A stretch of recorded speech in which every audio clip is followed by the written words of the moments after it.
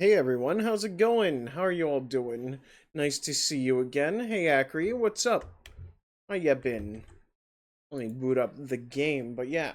So today we'll be doing the bonus content, which we did not do for Holiday Star yesterday. We've finished the main story of Holiday Star, and I hope everyone really liked it because it is a phenomenal game. Both games are phenomenal. What is left is just a bunch of like bonus content, bonus episodes, and stuff like that. And there is one route for Hatoful Boyfriend, like the first game, which we weren't able to do as it was PlayStation exclusive. I went to look into it and it ends up, oh boy, that the game itself is not supported anymore. They released Tohri's route as its own standalone game, and it requires Adobe Air, and Adobe Air is no longer supported, but was grabbed by like Samsung, and anytime I would use it, it would load in and crash. So that's been something. I've been trying to look around and figure out how we're gonna play it. I think we're gonna play it by watching somebody's no commentary playthrough and me just reading it off of that. I think it's the best option for that route. The fact that it's not been added to the PC version is insane to me, because like when it was released as a standalone thing, that was 9 years ago, and now that's no longer supported. You can't play it whatsoever, at least to my knowledge. I couldn't find anything to help me fix my Adobe Air in order to play it, but damn, Mint, you've been here for 20 streams in a row? Thank you so much. You all have been making like streaming so wonderful.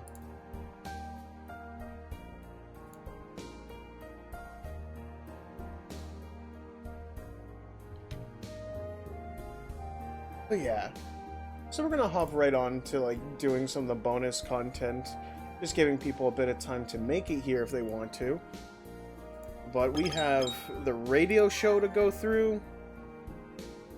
And then we have these. I'm assuming we gotta do each one here.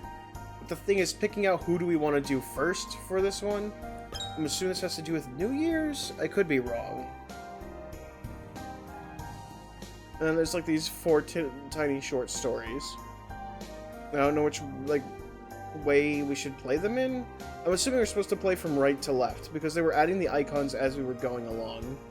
So we're gonna do right to left, which means we'll start with all of these, and then we'll move on, do the radio show, and after the radio show, I did find a video in order that we can use to stream the route that I missed. It's a big shame that the route didn't work, or like isn't implemented, and like the way to play it didn't work. But enough dilly-dallying. I see, Acker, that you want more of the doctors, so the question is that who you want us to pick first? Out of everyone here, you want to go with the doctor first? Okay, I see how it is. That's fine. That is perfectly fine. Let me just check something.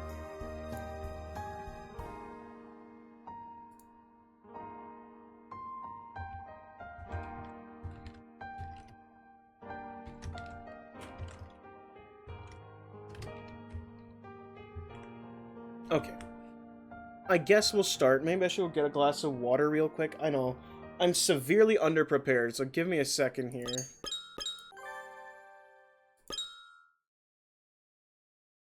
God. The King's story was so good. The King's story was so good.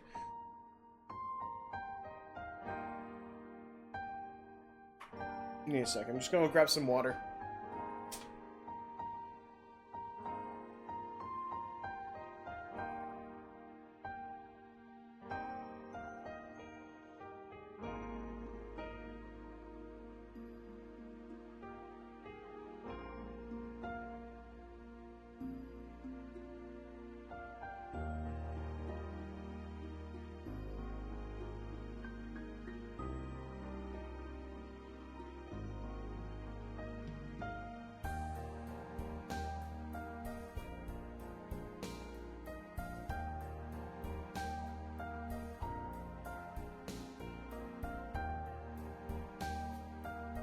Time for the bonus content. Sorry to make you all wait. I meant to play stream earlier, but oh boy. My stomach wasn't feeling the best, if I'm being honest. So we'll start with the doctor, I guess. Well, of course we're getting birds. Of course we're using the birds, but that means they have winter designs, don't they? That would mean they did winter designs, right? That's what that implies. At least that's what I'm assuming. Curious, let me go see. Do we have any artwork? No, we don't. You want to see them? As birds or as humans?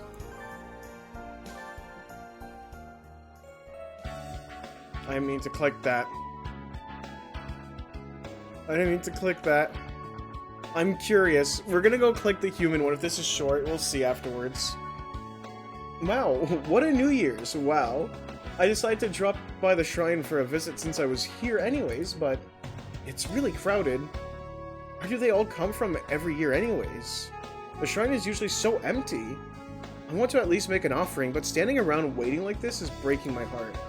It's cold, and waiting by myself is so lonely. Maybe I should go home and come back some other day. Wait. Dr. Iwamin? Is that you? Yes, it is me. Hello, Miss Tasaka. I forgot, I don't get to name myself, so we're actually using, like, the proper name. Don't tell me he's here to make an offering, too. Happy New Year, sir. I'm surprised to see you here. I never would have expected to bump into you in a place like this. You're kind of like a devil or something, so I always figured you'd get purified into nothingness if you went into a shrine. I see you're as fond of foolish superstitions as always. Unfortunately, there's nothing at all unusual about a bird passing unharmed beneath a torii. Oh, okay, so I don't have to worry about him getting hit by some stray exorcism and evaporated. Sorry, I want to check something on the volume mixer. Okay. Yeah, I'm so relieved. Why are you here, sir? Are you making a New Year's offering? No. I feel no need to plead with hypothetical gods for help, as I'm sure you know quite well. Oh, yes, I know. Why are you here, then? I heard there was a corpse. There isn't? Please stop hearing about corpses that don't exist, sir. But I was told there was a crowd here because they found a rotting corpse in the pond. Shrines are always crowded on New Year's. No one said anything about a corpse. I see. That is truly unfortunate. It seems I've been misled by a falsified report.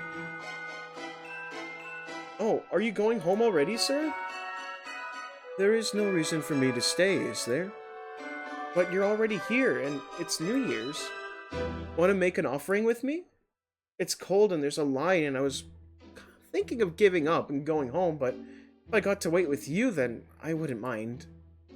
So, you're deliberately placing yourself in an unpleasant circumstance, wasting time in idleness, and then throwing money away to no foreseeable benefit.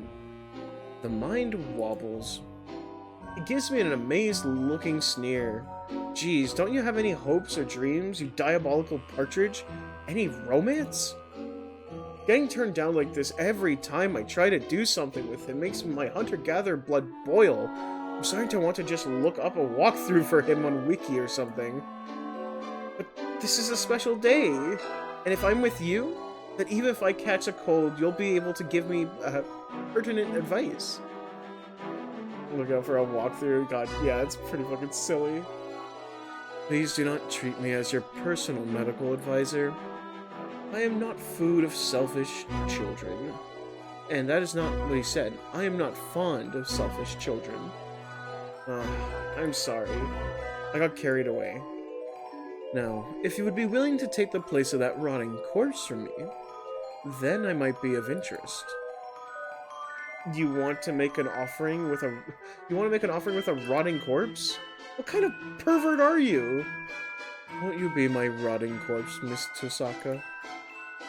That's too much, sir. Oh, don't worry. I was only joking. Yes, joking. Were you, sir? That felt awful like you were asking just on the off chance. Perhaps we can come to an arrangement. I shall offer a very simple contract, with only one condition. If you do catch cold, if you do catch a cold this winter, you shall become my test subject for my new medicine. That is all. You don't lose anything at all now, do you? It sounds more like I could be in serious danger of losing everything, including but not limited to my life. If I don't come down with a cold, it should be fine. That should be okay, I guess. Alright, sir. I promise. I'm in the process of developing the drug now, but I haven't had much luck finding test subjects. I'm so glad to have students as cooperative as yourself. Oh, how my heart leaps when I hear that laugh. And so I spent New Year's Day with a non-believing partridge. I'll be fine as long as I can endure it until spring. I wouldn't mind paying him back, but I'd rather not risk my life, so I'll pray to make it through the winter without getting sick. Okay, you know what? I need to know. Does he have like a winter design? They do give him a nice little trench coat and everything. Okay.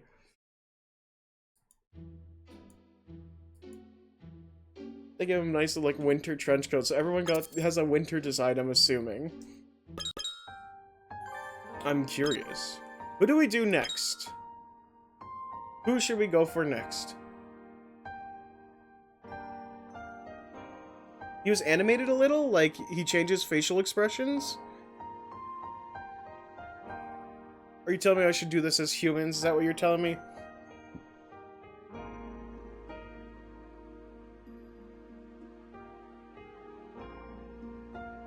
All of them as humans? Do I redo the shoe one?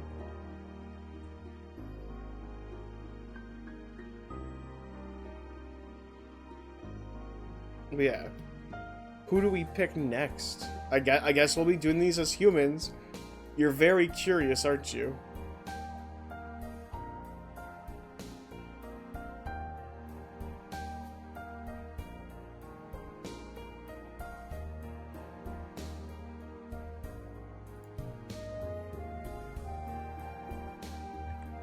You want to just skip through shoes to see if he has any, like, actual, like, changes? They do have expression shifts, okay.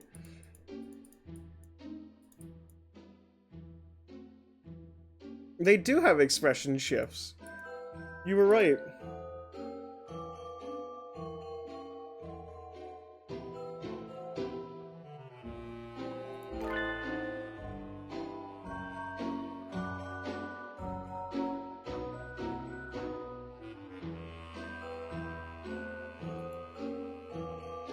I think that's it. He only has like 3 or 4 expressions.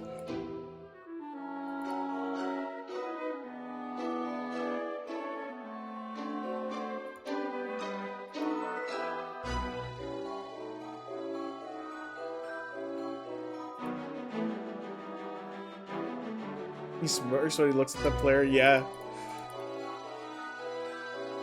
But yeah, he only has a few expressions by the looks of it.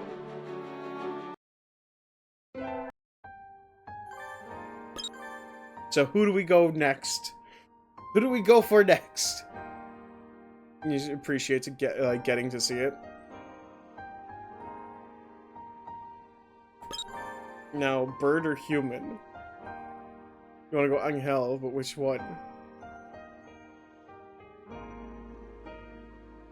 Of course, you'd vote human.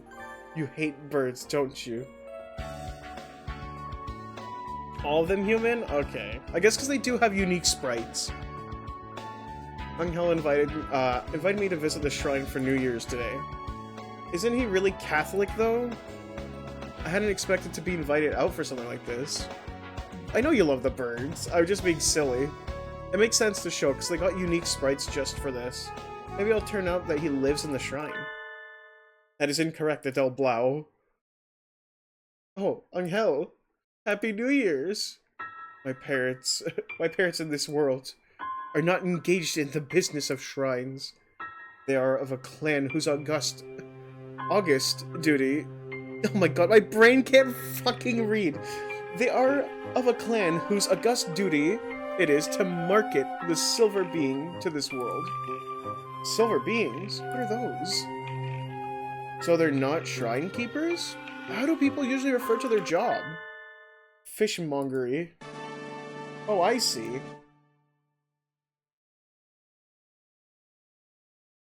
I see, but I can't imagine Angel going home every day to a fish store. We must not let time slip by, Adele Blau. We must obtain the legendary sacred bow, Holy Slasher, before it falls into the hands of the other side. But weren't we going to visit the shrine? Ugh. My flesh is cursed. I can feel my crimson breast throb just from approaching the sacred ground. Blessing is forbidden to me. I only need a blade. Let us go, Adele Blau. Angel bravely enters the shrine precincts. The red smoke. He's so dramatic, literally. I guess I'll be in for another year of having no idea what Mr. Eccentric Filipino Dove is talking about. God, the backdrops again. I keep talking about the backdrops, but they did such good jobs. So, do you see what you're looking for, Angel? Angel slightly rummages around in the shrine office. What are you looking for? Did I not tell you? I seek the legendary sacred bow, Holy Slasher. Sacred bow? Shrines aren't weapon shops. They probably don't have anything like that. Actually, in a shrine office, maybe. You mean a Hamaya? That is the name the people of this world have given it. I'm a person of this world too, Angel. Just call it that from the start. Or maybe next time, bring me a dictionary and have subtitles? Hamaya, they usually sell them here. Oh. They're sold out, Angel. No, this cannot be. The sacred bow has fallen into their hands. Angel stands still, looking terribly shocked. Are Hamaya that popular? I don't think I've ever bought anything from a shrine aside from charms, and the occasional votive picture. It's okay, Angel. Maybe they'll be back in stock tomorrow.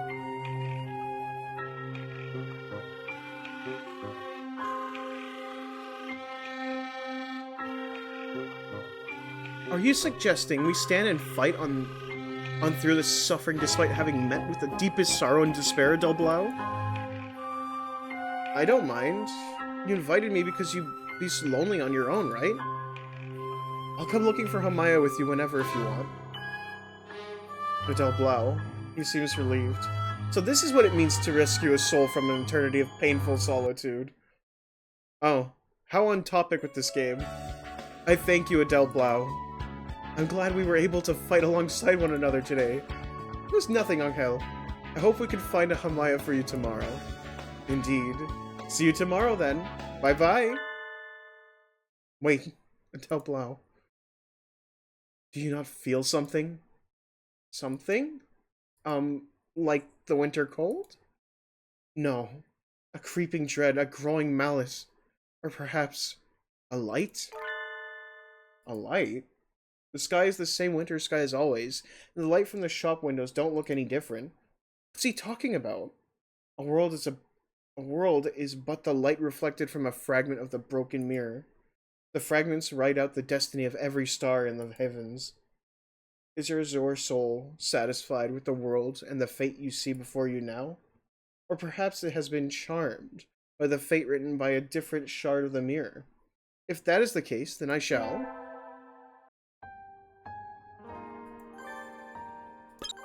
Who do we go with next?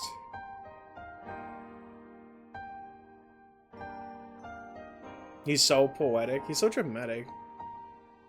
What is he gonna do? That's what I want to know. Because it was ... right? It was ... He wasn't done his sentence. Unless he meant I shall. What's he gonna do? I'm going out with Nageki today. He said he wanted to try going for a New Year's visit, so we're planning to go to the White Dove Shrine, but the first 3 days of the year are always crowded. It's really cold in the morning, so we decided to be a little untraditional and go just afternoon.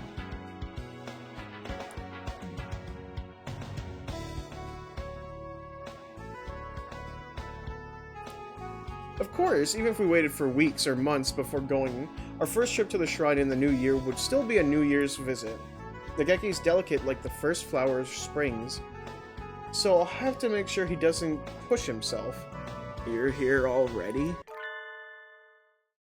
Oh, Nageki? Wait, who the heck are you? Nageki? You sound like Nageki. You're Nageki, right? Yeah, sorry, did I keep you waiting? I made sure to leave on time, but... Don't worry, you're not late. I just came early. I wasn't waiting too long anyways. More importantly, what's up? Are we going to hold up a store or something? I mean, I'd be happy to if that's what you want to do. This thing really is weird, isn't it? No, I think it's nice. It's definitely nice. It's warm, it hides your identity, everyone should have one. I'm behind you, whatever you're planning, Nageki. Ride or die? Literally. Nageki, okay, we'll do our best together, okay? I'm not wearing it. Tohri made me put it on.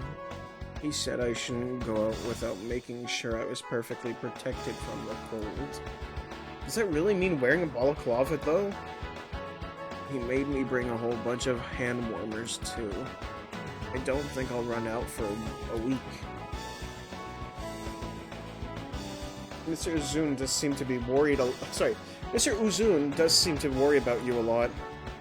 He's overprotective. I barely managed to convince him he didn't have to come with me today. I wouldn't mind if he came along. I would. I'm not a child anymore. Besides, this is my time with you, Miss Tsusaka. That's important to me. I don't know if you feel that way, but I do. Of course I do. I'm so happy I get to be with you, Nageki. Anyways, it's time for Tosaka-senpai's guided shrine tour. Let's-a go! We avoided the most crowded time of day, but there's still a lot of birds in here. I think when I came by during summer vacation, there were maybe 3 other people. Is this your first time visiting the shrine for New Year's, Nageki? I'm not sure. I might just not remember. At any rate, if I have, it was before I was old enough to be aware. I see. You should make up for all the lost time and make lots of wishes now then. Is it alright to be that sloppy? It's all about your frame of mind. You're not very religious in your day-to-day life, are you? I'm not. Then you can be as sloppy as you want. That seems a little haphazard. But I guess you're the one to know, Miss Tosaka. Take this super coin toss. This is a bang! Are you supposed to throw the offering money loudly like that? The gods will have an easier time hearing your message if you put lots of spirit into it, right? I don't think I need them to hear it that well. Hey, he just threw his like a normal person. He stared at me with cold, disdain eyes and threw it like a normal person. What did you wish for, Nageki? That's a secret. Oh. I don't really have to tell you. It's between me and the gods, right? Ah, that's no fun. No one else needs to know about it, so it's a secret. Well, okay. I guess if you go around shouting your wish to everyone, it sort of feels like a god is going to pop out of nowhere and revoke your right to a divine miracle. I'm curious about what he prayed for, but it doesn't look like he'll tell me. There's a tea shop up ahead that sells really good mochi, Nageki. Let's go. Okay. I wished I wish to stop being the person who's only ever protected. Thank you, Miss Tosaka. I'll become stronger, and one day I'll be able to thank you with more than just words. Aw, he's got a nice, soft, warm smile. I'm so sorry I clicked the bird when I was on Shu. I didn't mean to do that. My fingy slipped. Who next? Who do you want to see next? His smile was so heartwarming.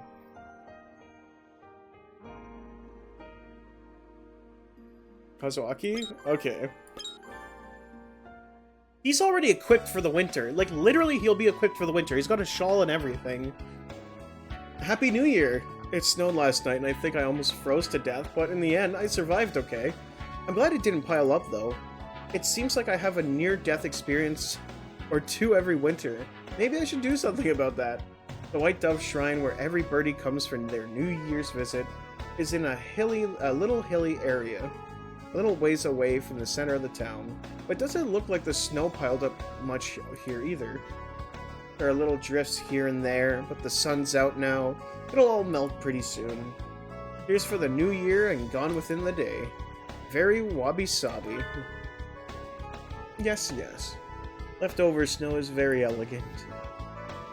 Plum blossoms in the snow. Soon they shall wither and fall.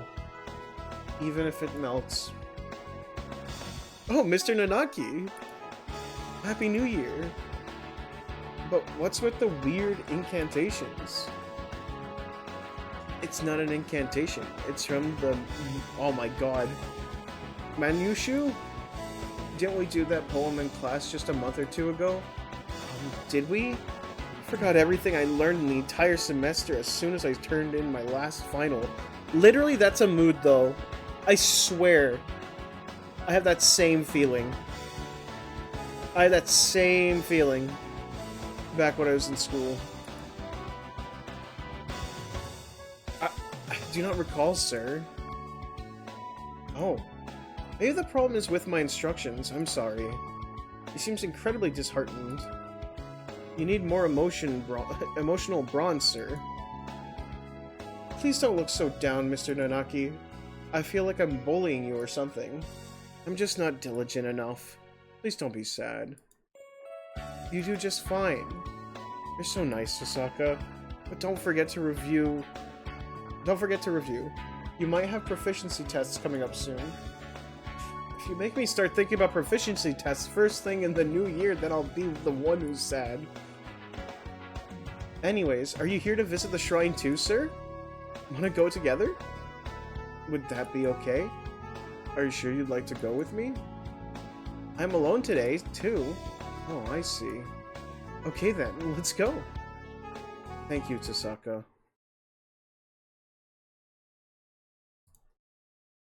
May my proficiency test not end in total heartbreaking failure, is what I'm assuming that said.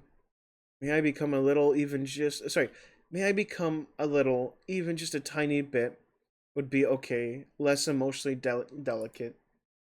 Aw, jeez. You can't go making puny little wishes like that, sir.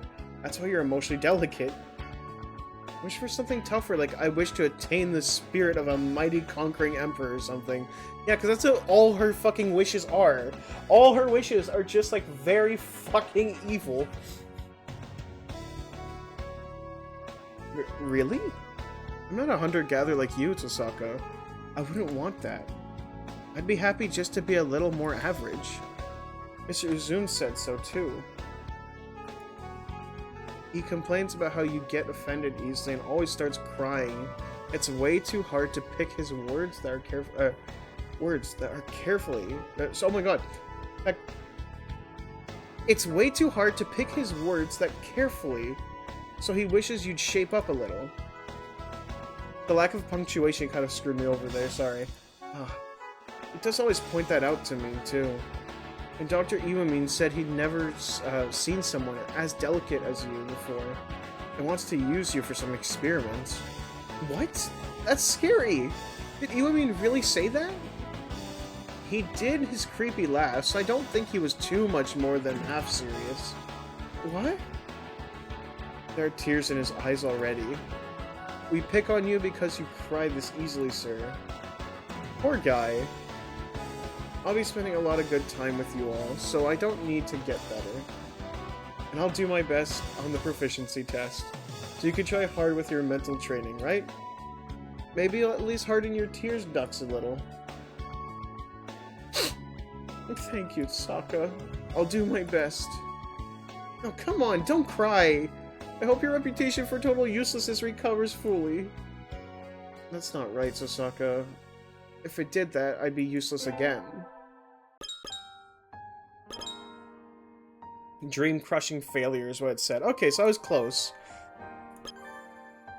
Who next? He actually cried. The poor little guy. I feel so bad for him. Oko-san next. I like that they changed it. I like that the text is changed. Today's the track team's first training day of the new year. Oko-san suggested we do independent training over break, but... Oko-san, it's cold. It's way too cold for my featherless human skin. You shall not whine. Whining is bad. Lacing around in your heated room all throughout January will make your body and heart alike soft and weak. But Oko-san, my house is completely unheated. Oko-san said, no complaining. Neglecting your training is bad. You will run. Oko-san, wait. You're too fast. I can't keep up with you if you go that fast. No, he is traveling. He is traveling. Hiyoko has become slow. Oko-san is disappointed. I'm sorry, Oko-san. I did give in to the cold and skip training a little over the past few weeks. So like Oko-san said, my body has gotten soft and weak. But what is his heart made out of? He went shooting off out of the blue all the way to here, and now he's bouncing around energetically while I'm completely winded. I don't think all the cruelest roads and tracks in the world together could stand in defiance to Oko-san's steel-plated cardiovascular system. Can you not run anymore? Then we have no choice. It is time for a break. Thank you, Oko-san. He keeps going, they'll end up in Brazil again? Literally. And so we took a break at the White Dove Shrine.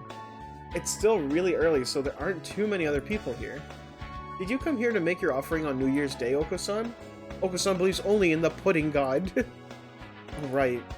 And does the Pudding God have a shrine? Do you make offerings to him?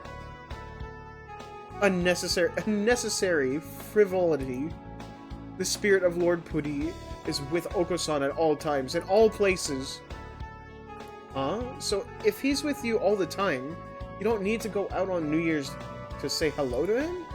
Doesn't he have a home? Of course he does. His home is the lost ruins of Pudding. I don't understand. The god of true pudding sleeps in the lost ruins of Pudding somewhere in this world. Oko-san trains himself so that one day he might find the ruins. Oh, I see. I wonder if I could find a certain goal like you and get more serious about my training that way. The only limit to your ambition is heaven above. Oko-san flaps his wings. Oko-san flaps agitated about for a little while. He does get awfully excited about pudding, but I still don't understand what his idea of pudding is. It certainly isn't the pudding I know. Hey, Oko-san. The god of this shrine is supposed to be a brilliant white dove who flies to faraway places. Doesn't that sound a little like you? Well, you run to faraway places rather than fly. You're like a god yourself, Oko-san. I know you'll get to meet the pudding god someday. Oko-san will never give up. Oko-san will arrive before the pudding god. Who left? We have Yuya, Sakuya, and Ryuta. Who do we want to do next? Sakuya? Okay, this'll be fun. Happy New Year! I got called out early to go to the White Dove Shrine with Sakuya. Why did he ask me to come? Maybe I should check his email again? It seems that New Year's Day is regarded with the foremost importance in Japan. Hey Sonic Gamer, welcome in. My mother informed me of many bizarre traditions having to do with this day. As an aristocrat, I wish to study the ways of the locals most closely. Such knowledge might be useful in a diplomatic mission, or the like. I designate you as my personal guide. Be grateful. Be at White Dove Shrine at 9 AM on January 1st. How on earth does he manage to type so well when he can't pry his eyes away from his own nose? I wonder what he's planning. LaBelle things, probably. I don't think much of being treated like an underling by my own classmate, but I don't have any other plans. And this is my first year in Japan, so maybe he's nervous? I guess I can lend him a hand. Finally, you are here. I didn't read that probably. Finally here, are you? It is a terrible thing for a commoner like you to keep me waiting, you know. Oh, sorry, Sakuya. So you got here already? Unlike you yokels, I have a busy schedule. A true aristocrat must always plan his schedule out down to the very last second. Okay, I'll be more careful next time. Hey, it's barely 20 seconds past 9 o'clock. Did I not just say that I plan my schedule out down to the very last second? Gosh, if you keep nitpicking like that, people will end up calling you a bickery old spinster. How dare you question my masculinity? That's not the part you should be objecting to. Let it be. I shall forgive you this time. Be grateful. Yeah, come on, let's go in. This is the White Dove Shrine. Maybe you should think of it as being kind of like a church? I know that much already. I did not come completely unprepared after all. I also know that Japanese shrines are inhabited by witch doctors called Omnioji. And that every... blah, blah, blah, blah, blah, blah. I fucking skipped the dialogue. Give me a second. Give me a second. I skipped the dialogue!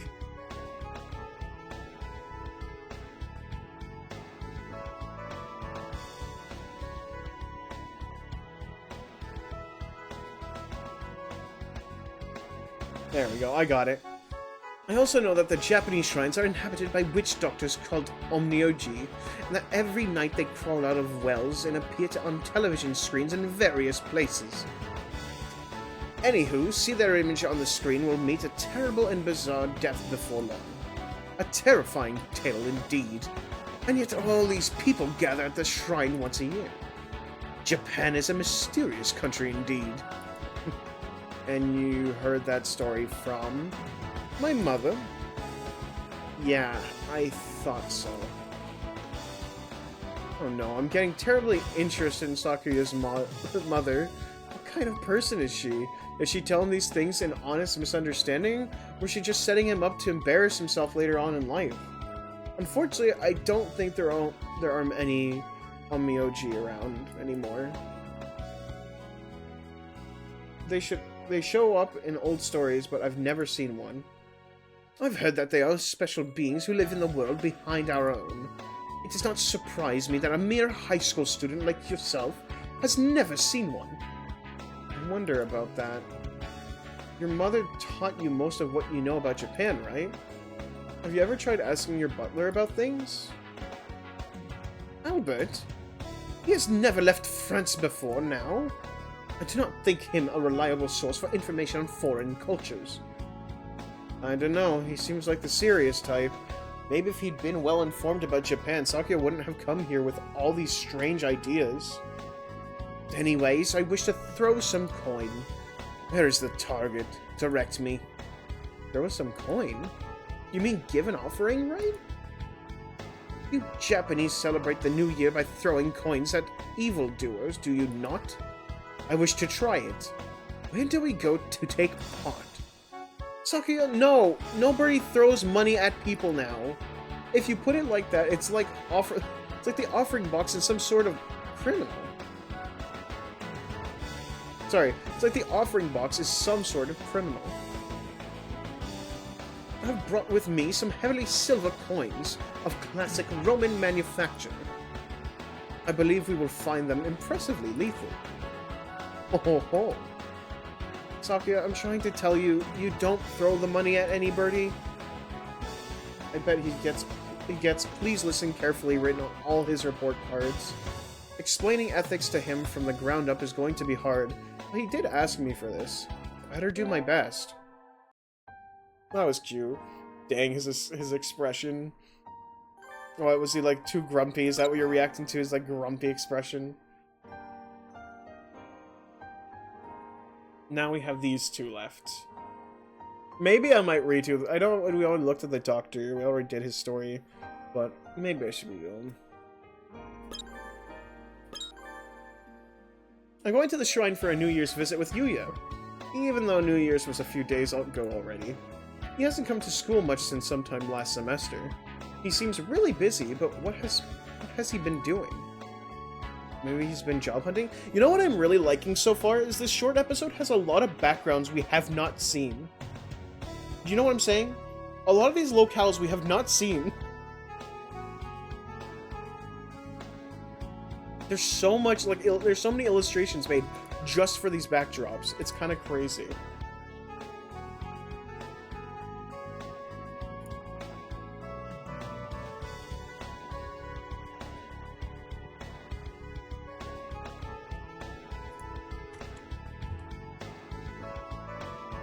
Sorry. I was just, like, admiring it for a second. Postal was much last semester. He seems really busy, but what has he been doing? Maybe he's been job hunting? Anyways, he said he didn't have any time over the holidays, so he asked me to wait. And then he texted out of the blue last night to say he was free today, so... Happy New Year's. Sorry. Happy New Year's salutation, what I mean. Oh, Yuya! Happy holiday salutations. Sorry to keep you waiting, Hiyoko.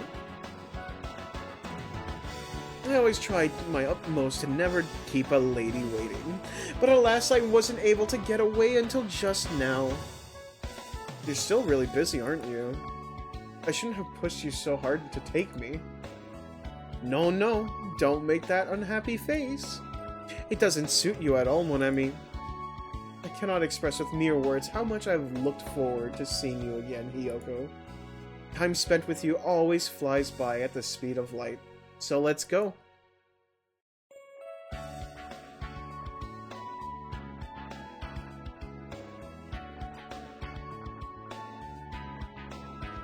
Yeah, they went through a lot of efforts for all these like scenes, honestly. Yuya takes my hand and leads me off to the shrine. He seems like he's in even more of a hurry than usual. He must be really busy.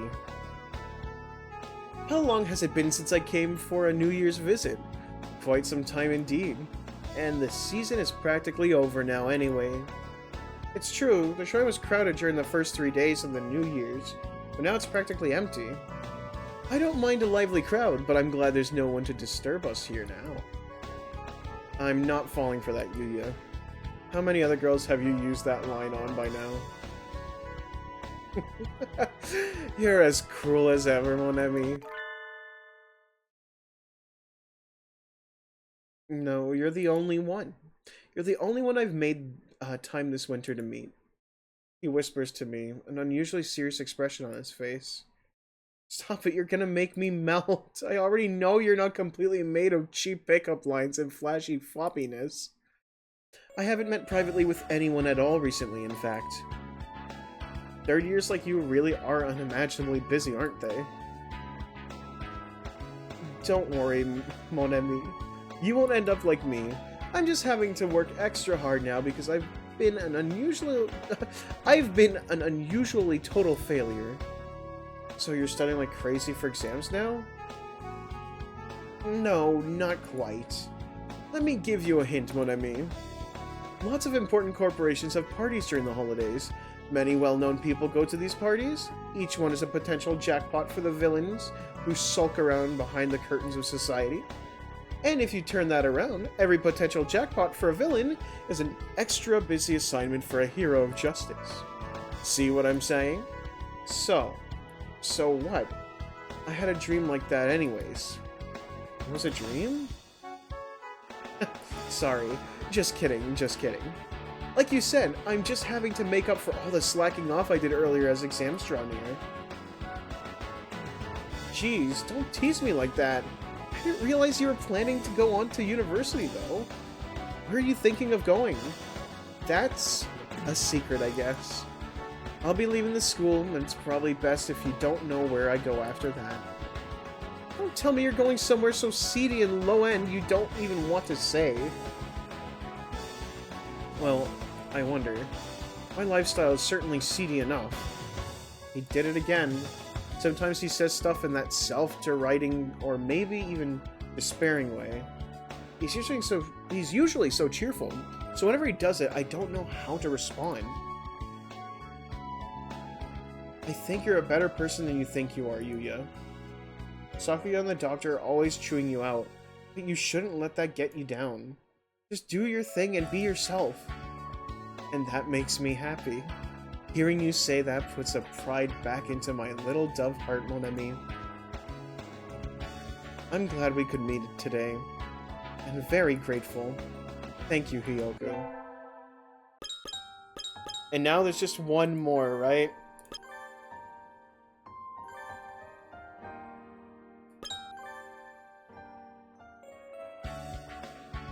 Today's the last day of Ryuta's job. Job meaning the usual work as a Miko. It barely even needs saying bye now. I'd like to try wearing a Miko outfit sometimes. I feel like it would give me so much fighting spirit. Evil disperse. Anyways, Ryuta invited me out for lunch after work. Well, I think about it, he's been really busy with various jobs since the end of the year. I don't feel like I've had a chance to talk to him since Christmas. He says this time of year always has the best opportunities to make money. It's the natural hunting season. My wild spirit stirs. Oh, dear, just look at the time. I better go. New Year's is a few days gone, so the shrine is practically empty now. Ryuta is... Oh, Hiyoko. Ryuta! Wait, you're still in your battle gear. I guess the uniform is battle gear to a part-time worker, but I don't think that's how people usually refer to Miko costumes. Oh, is it time already? Yep, you said to come a little after 3, right? And I did. Sorry, I didn't notice. I'll be done as soon as I finish cleaning around back, so would you mind waiting just a few minutes? There's a little lounge next to the office. I have warm tea and stuff, so why don't you go rest there and... No, I'll help you. Many hands and feathers make light work, right? That's really nice of you, Hiyoko. Thank you. Of course.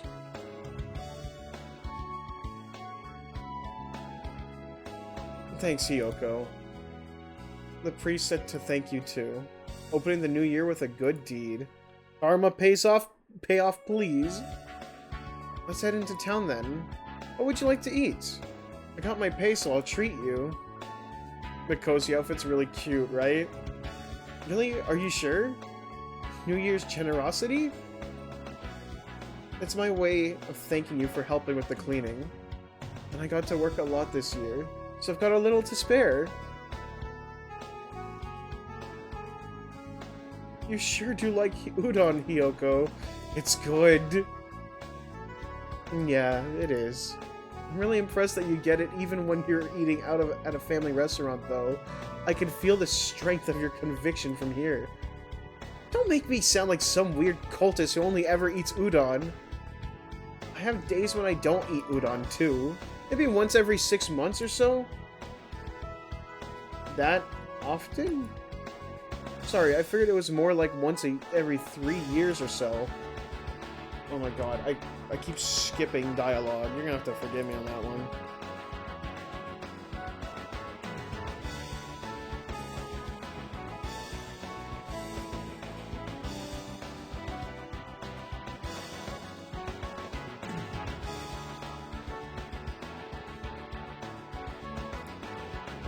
Sorry.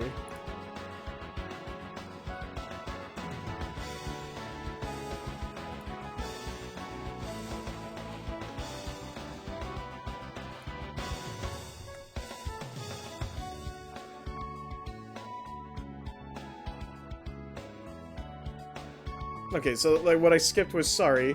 I figured it was more like once every 3 years or so. I guess you don't eat it all that often after all. And stop profiling me. You love how the artist draws hair? I know, right? How is it? It's really good. It's different from when I make it at home. I'm glad you're enjoying yourself, Hiyoko. Seeing you eating so happily makes me happy too. I hope I can learn to cook to make you that happy someday. Oh, that was good. That was fast, almost unbelievably fast. Ryuta and I spent a while after that chatting about whatever came to mind. School, friends, udon, Sunday morning TV, udon. Talking with Ryuta is always so relaxing. I hope I can learn to be as...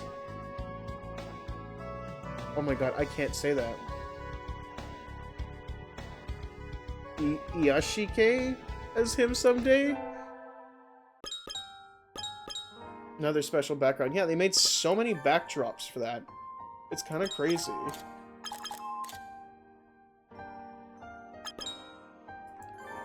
Now, let's move on to the other one. But yeah, having like that insight about Ryuta's like insecurities from like the Holiday Star story, oh my god, it makes it even sweeter just thinking about that. That really hit home with that story back there.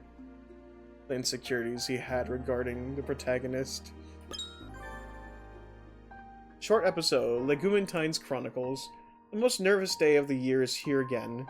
But it looks like there's someone here who doesn't like this heart-throbbing romantic day. Please enter your name. His fears are so real.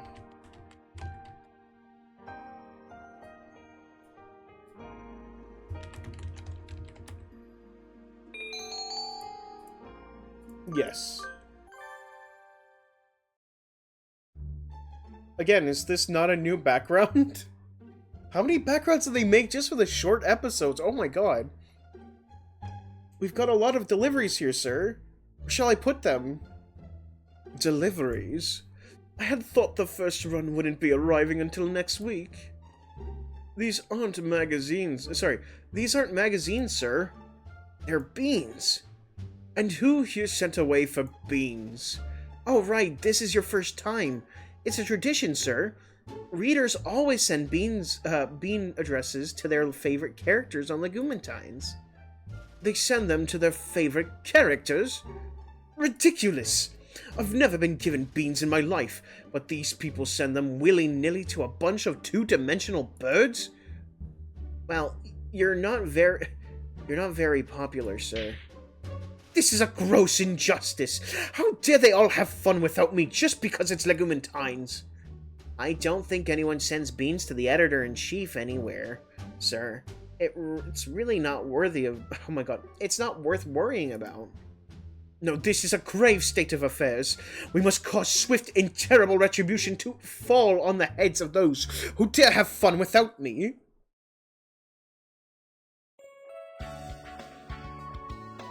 They even reworked the bean store.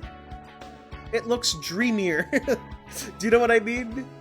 It looks dreamier. It's Legumentines. I'm here to get beans for everybody, but this is the place you recommend, Oko-san. That is correct. There are many beans in the basement of the High Society Seagull department store. I'm not sure if this is the employee's attitude or the employee's attitude, or it might even be the employee's attitude, but there's something I just don't like about this place. Then again, Oko-san is the biggest gourmet in town, so if he says it's the best, it must be the best. Let's head in. Sold out? Oko-san, everything's sold out! This is not right. Are there not always great quantities of beans here, even on Legumentines? Those and those and those. I'll take all of them. Yes, those too. Mr. Nishikuchi?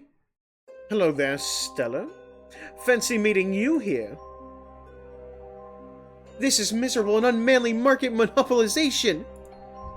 That gaudy bird is trying to corner the market. Why are you doing this, Mr. Nishikuchi? How can you start hoarding the bean supply on Legumentine's Day? Are you buying all these to give them to yourself? Just how vain and self-absorbed are you? You lack imagination, my girl. What a terrible pity. Why should I do something so low? I'm just here to get in the way of everyone who's having fun because it's Legumentines. That's low. That's so low, it's almost making me laugh. Tender, passionate young hens, swept up by the gentle, flowery winds of first love, flock to this establishment, the foremost purveyor of celebratory legumes in the city, only to find every variety, every color, every size sold out. Their hopes dashed at once, and they are left in despair. Ah, how beautiful. Magnificent artistry. No, sorry. Magnificent artistic tragedy.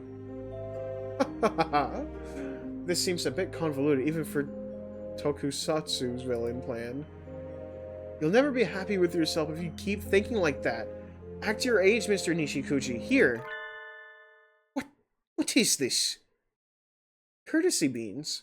I'm just giving them to you to be nice, but it should make you feel a little better about your life.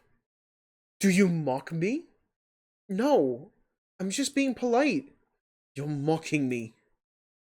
Don't you want them? At least this way you'll have gotten some from someone. The gaudy pheasant seems extremely unnerved by my proffered beans. This could possibly be the first time he's ever gotten beans on Legumentines, could it? So be it. I shall deign to accept them. Perhaps these beans may become the seeds of some beautiful imagination. I am busy. I'm going home. Having reconsidered his attempt to corner the bean market, the golden pheasant left. Stellar stopped him. Stellar is a true warrior. Half of these bins have nothing left but little signs saying they're sold out, but what's left should be enough. Now all the girl birds will be able to get beans for that special sunbirdie. That's a silly little story.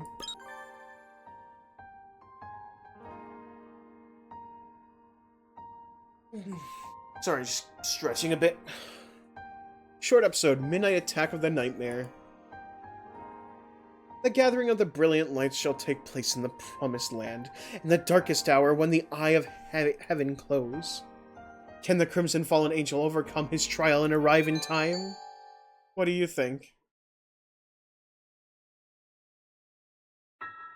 The season of ice which freezes the Spirit Light Tree has almost come to an end. The awakening is near. New life shall bud and grow. Those of pure heart may fall victim to the servants of darkness. I must take this opportunity to investigate the dark sorcerer Wallenstein's actions. Oh. Hello, Higure. Are you here to turn in your supplementary assignments? No. No. It is not yet the time. My crimson breast tells me so. Oh? It's due tomorrow. Make sure you finish in time. I love this character so fucking much. I can't fucking put into words how much I love him. A painful test. Is there no way out? Nope. Don't worry, if there's anything you're really having trouble with, you can ask when you hand it in tomorrow. Oh. Will you be coming to the observation tonight, Higure? Oh, is this why he's not there? Is this why he's not there?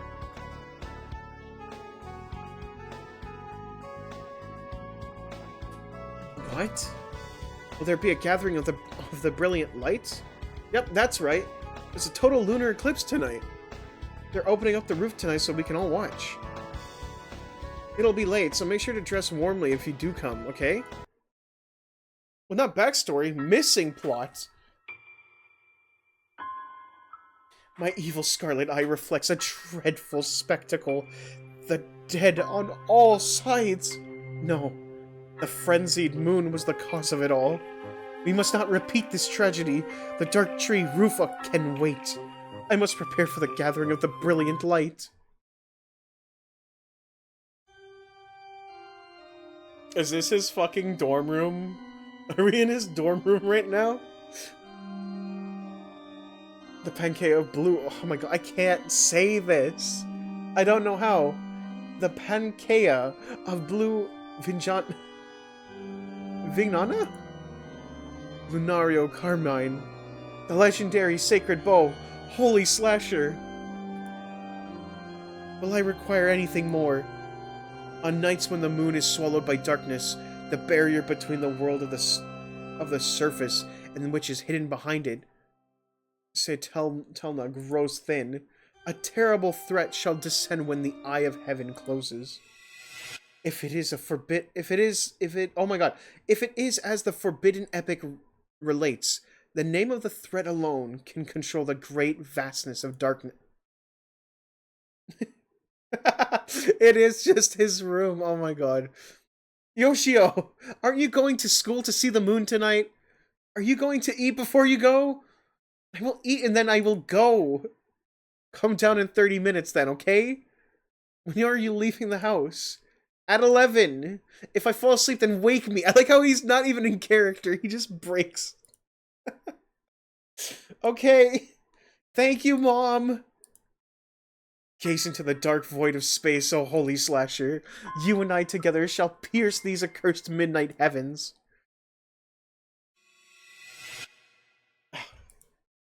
My crimson insides are repleted with the silver beings. To think that the nighttime demon known as fatigue would be so hard to conquer. Perhaps it was a mistake to partake of that savory dinner. They made him angry. They made him angry. Before the battle. No, not yet. Preserve a weak and unreliable eyelids.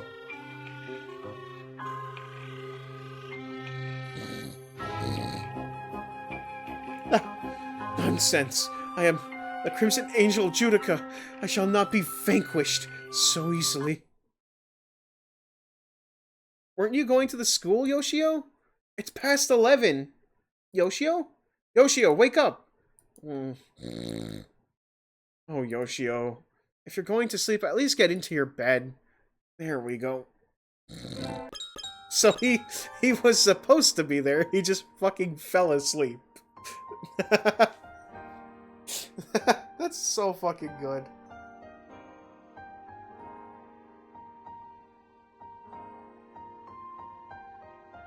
He was supposed to, he was just so tired. Just didn't want to wake him up, literally. I forget what voice I gave to Albert, so you're gonna have to forgive me. He might not be consistent with how I voiced him early on, but yeah.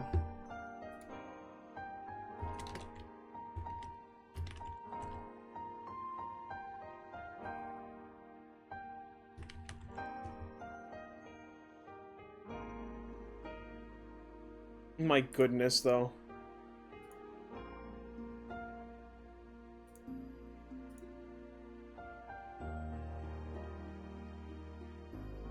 That was just, like, crazy. But yeah, I don't remember the voice I gave Albert, so you're gonna have to forgive me if it's not consistent.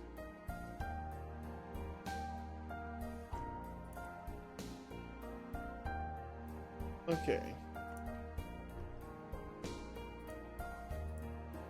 Albert is the crow employed as Sakuya's butler. Apparently Yuya doesn't care for him. The super agent is mobilizing all his resources to investigate this mysterious butler.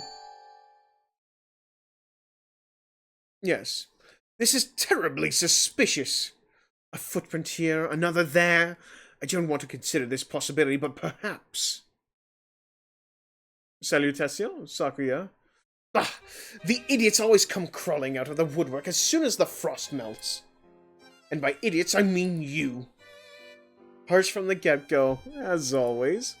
Come on, can't you show me one of your happy springtime smiles? Doesn't your young heart feel joy and gaiety at the turn of the season? Why should I smile because it's spring? You're gibbering nonsense as always. What am I supposed to be? The March Hare? Anyways, what do you want? I don't remember inviting you. In any case, I am... forbidden by father to speak with you? Don't worry, I know. I'm going to be moving to college next week. I won't be too far away, but I thought blah, blah, blah, blah, blah. That's the wrong person. That's the wrong voice. I'm going to be moving to college next week.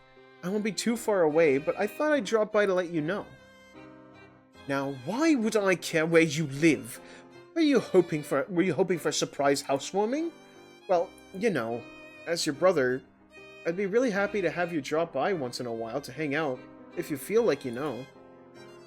If you feel like it, you know. Do you mean to insult me, mongrel? Hardly. Of course I don't. Anyways, my address is on here. If you need help with anything, just let me know. Even if I ever did, you'd be the last person I'd ask. I like to think I'd come in handy in a pinch, at least. More like you show up and act like you've got everything under control, but then in the end, are completely useless. Why don't you just get your act together already?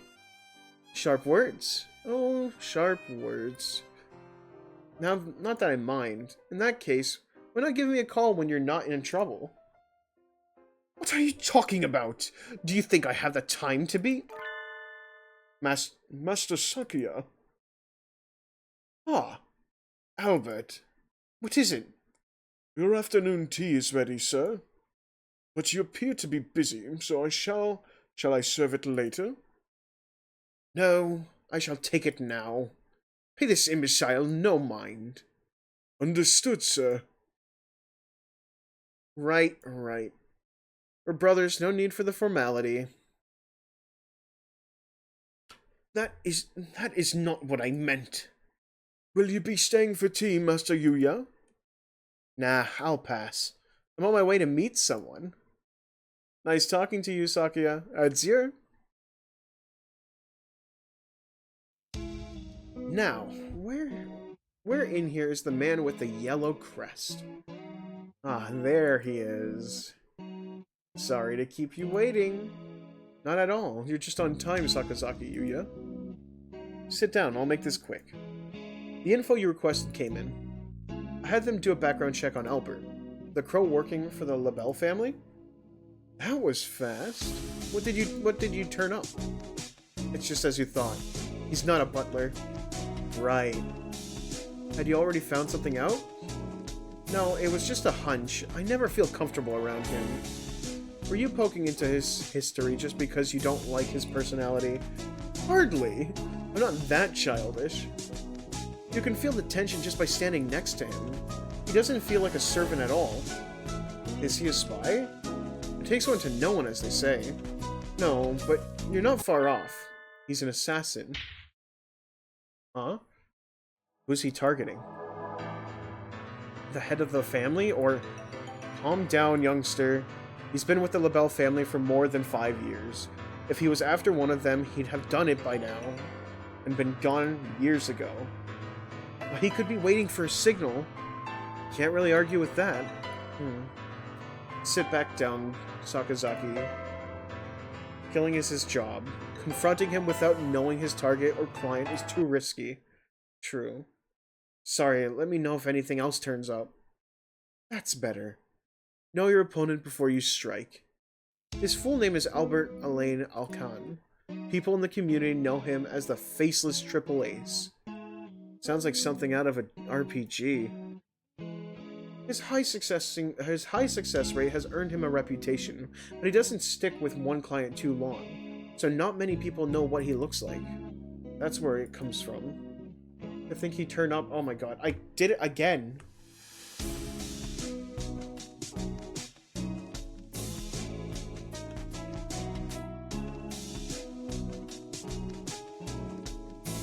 One second.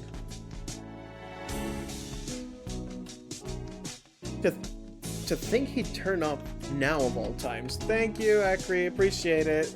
I'm glad you could do that for me, because I'm silly and I like accidentally clicking. Have you met him before? No, not in person. An old friend and coworker went up against him in his final mission. That's all. Happens a lot if you stick around long enough. Don't sweat it. Just remember it. Right. Don't give up on anything just because it's him.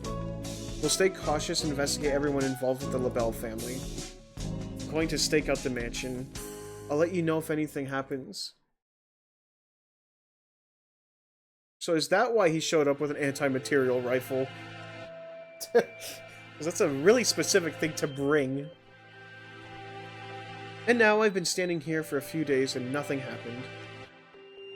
What is he up to? Every night he comes out and stands completely still right there.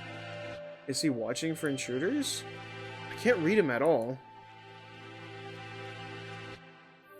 Directly above him is a window. Looks like a bathroom? He wouldn't be standing there for some sort of sick voyeurism, would he? Bathrooms have always been good places to commit the next extra messy sort of crime. Would he be standing here because... A sharp dagger appears in his wing, and he takes off. You think I'll let you? Master Yuya, I'm aware that you do not like me. May I ask that you not interfere in my work at all? Or work all the same? Talk now. Who hired you? Who's your target? I'm not permitted to say. Forgive me. If you won't talk, then I'll make you. Unfortunately, it is time for me to go back to work. If you have some business with me, then please call again.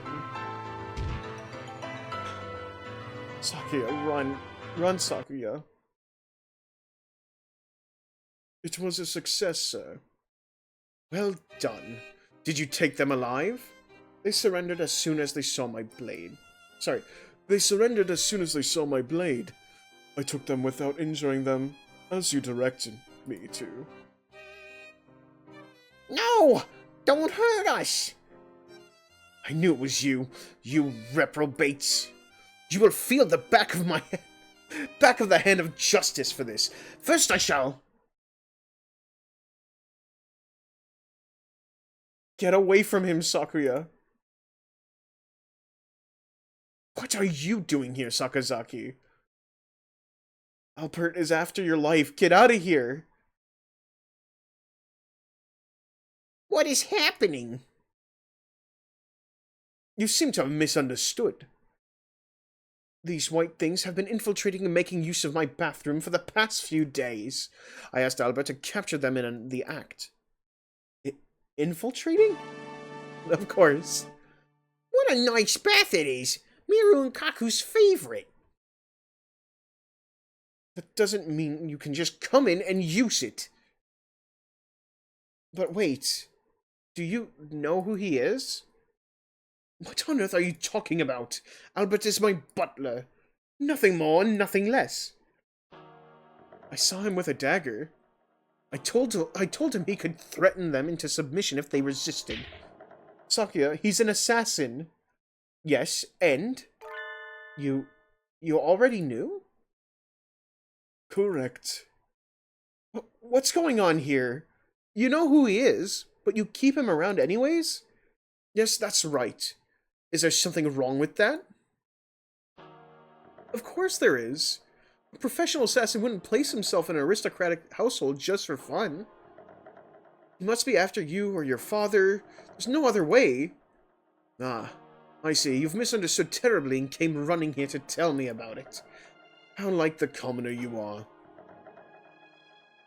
Things are getting complicated. Miru and Kaku don't know what to do. Miru and Kaku will sit and skip the dialogue again, apparently, because I'm really good at doing that, by the way. I'm, like, really good at doing that.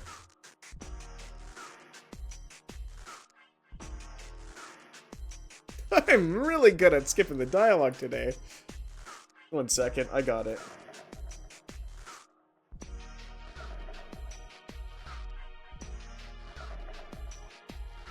Miru and Kaku will sit here and say nothing until you're finished talking. Please do. This will take some time. Shall I explain to Master Yuya for you, sir?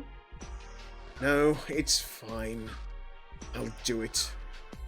It certainly sounds like I'm missing something here. I'd love it if you'd clue me in. What is an assassin doing in the LaBelle household?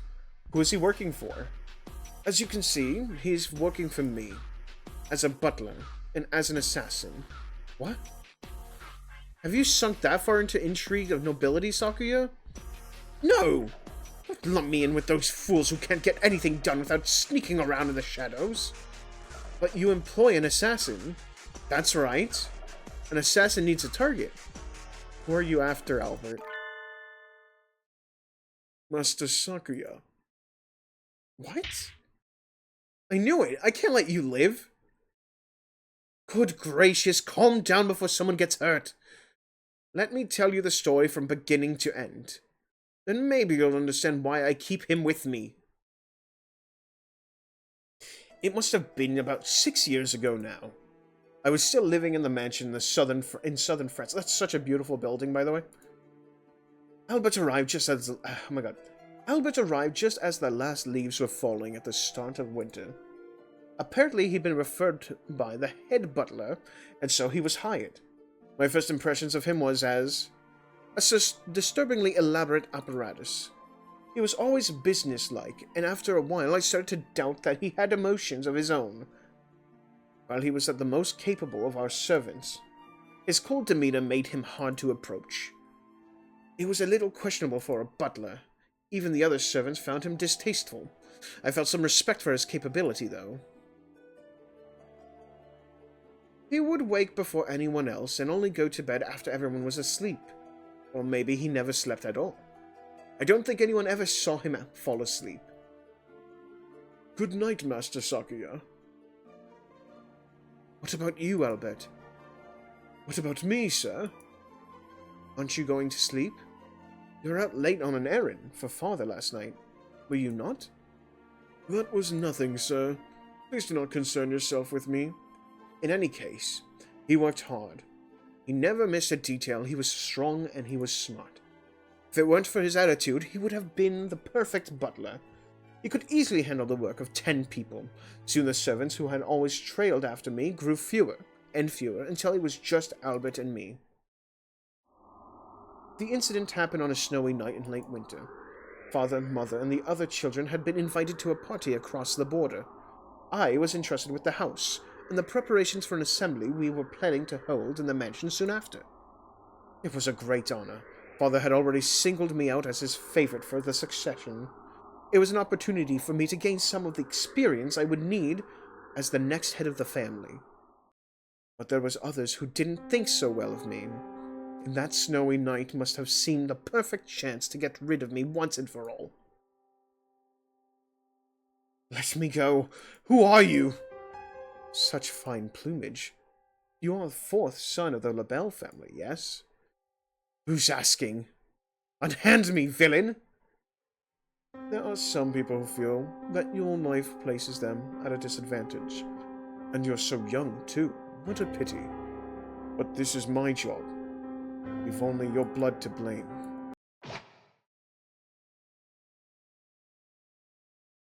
The blade, grown cold as ice in the winter air, neatly severed the carotid artery.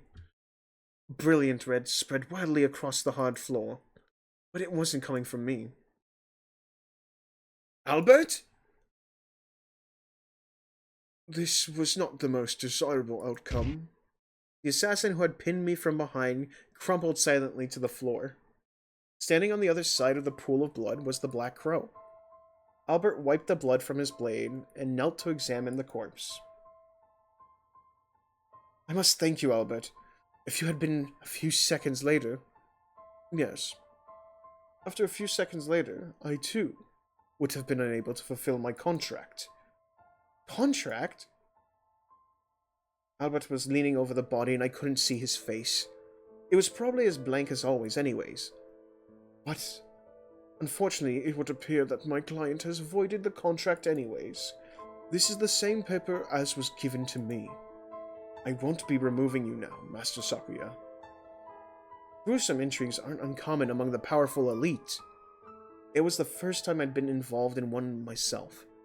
But I'd heard of people I'd met at parties or like disappearing, being murdered, or having suspicious accidents any number of times.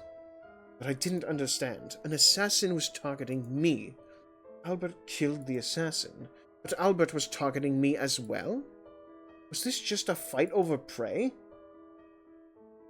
You came here to kill me? Yes, sir. That was my intention. Was? My client has violated the contract, so I no longer have any reason to do so. I have a mountain of questions for you, Albert. You will answer them.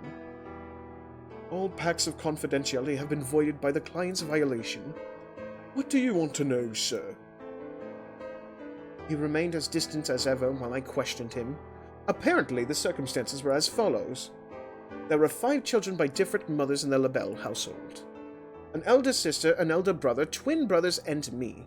The LaBelle family had always chosen its heirs on ability, and I, the youngest son, was clearly the favorite. But my stepmothers were not going to take that lying down. The mother of my eldest brother had hired Albert to infiltrate the mansion under the guise of a butler and wait for an opportunity to kill me. That night she became impatient. She hired another assassin independent of Albert. You slipped in as a butler, as you were ordered. You were never liked, but you were hardly treated as a stranger. If she wanted to kill me, wouldn't it have been more certain to just wait for you to finish me off? I cannot understand why she would bring in other assassins now, of all times. I could only guess that the client became impatient. I have been with you for longer than I estimated, so perhaps she feared that her plot had been exposed. It would seem that I did not gain her complete confidence, and that I regret. Do you mean to say that she was afraid that you, having grown close to me, would be unable to carry out your orders? And so she brought in an unrelated third party. I am terribly sorry that I was not able to deliver the full value to her. Had she been given the signal, I would have been able to complete the contract at any time, but... He was as detached as ever, unconcerned that it wasn't his very target that he was speaking to. I think I misread that. One second. Unconcerned that it was his very target that he was speaking to. Perhaps his black feathers really do hide a machine with no flesh and blood at all. Strangely, his calm was infectious. It was amusing, and at the same time allowed me to remain composed while I considered my own position. The client who contacted me to take care of you, Master Sakuya, but at the same time interfered with my work before giving me the signal to act. Had you died, I would not be able to complete my contract. Well, it is true, the only place a man can rest without fear of the assassin's blade is his own grave. Master Sakuya must remain alive if he is to be assassinated. I took care of this gentleman here to preserve the state of affairs. You mean it wasn't out of your devotion or love for me? Oh, you don't mince words, Albert. Indeed, sir. Now then, do you have any more questions, sir? I fear it's time for me to depart. You're leaving our service? As I mentioned, the client annulled our contract by calling in a third party. I shall be returning to my usual work until I am called upon by my next client. Your usual work?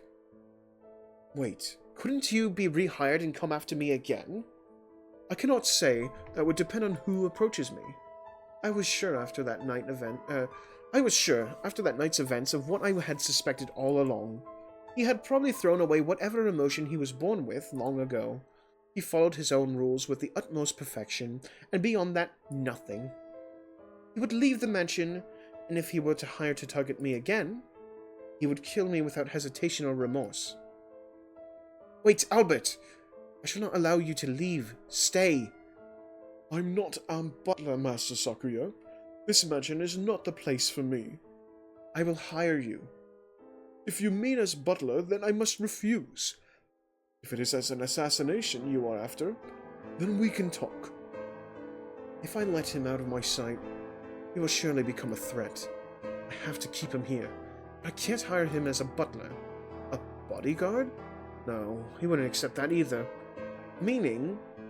Yes, Albert, I want you as an assassin. And who will I be targeting? Me? Me. You, Master Sakuya? That's right. Is that not allowed? I cannot think of any precedent, but there is no reason it should not be. In that case, I order you to remain in the LaBelle household under the guise of a butler and await my signal. Understood. Let us write up the contract.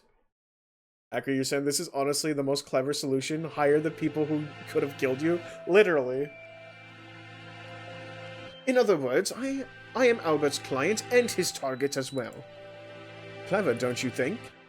It does let you keep him it does let you keep him by, provided you don't give him that signal. Besides, Albert is excellent. If someone else in the mansion were to make an attempt on my life, he would protect me with his own. After all, he can't kill me if I'm already dead. Indeed, sir. That sounds like a pretty hair-trigger kind of relationships. At the same time, it's a good way of keeping tabs on otherwise dangerous assassins. I don't know, Sakya. It still bothers me. Oh, just who do you think I am? Any true aristocrat knows to have a dangerous pawn or two at hand. I don't like you, Albert, but Sakya seems to have this sorted out. But if you do end up hurting him, I'll hunt you to the ends of the earth and back. Remember that. Understood, Master Yuya. Everybody looks so serious. Miru and Kaku can't handle this kind of pressure. We'll make our escape while they're distracted. Hooray! Get back here, you two. I haven't lectured you yet. Merry Christmas! After them, Albert. Catch them and bring them back here. Understood, sir. And now we have one more short story. Right?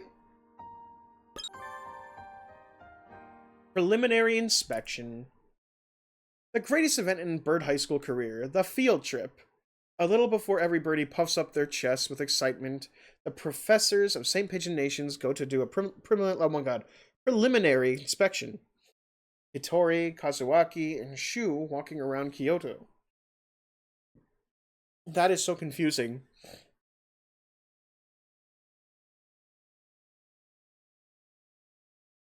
That is so confusing. What do you mean? Both of them being there at the same time? Aren't they the same person?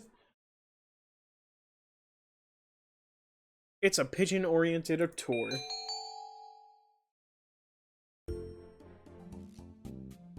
I'm confused.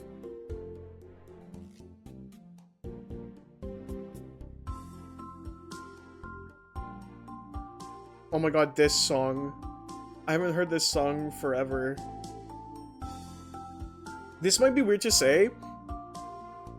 I think this song was used in the, Waluigi dating sim. I forget, I've heard it somewhere before this game. I swear.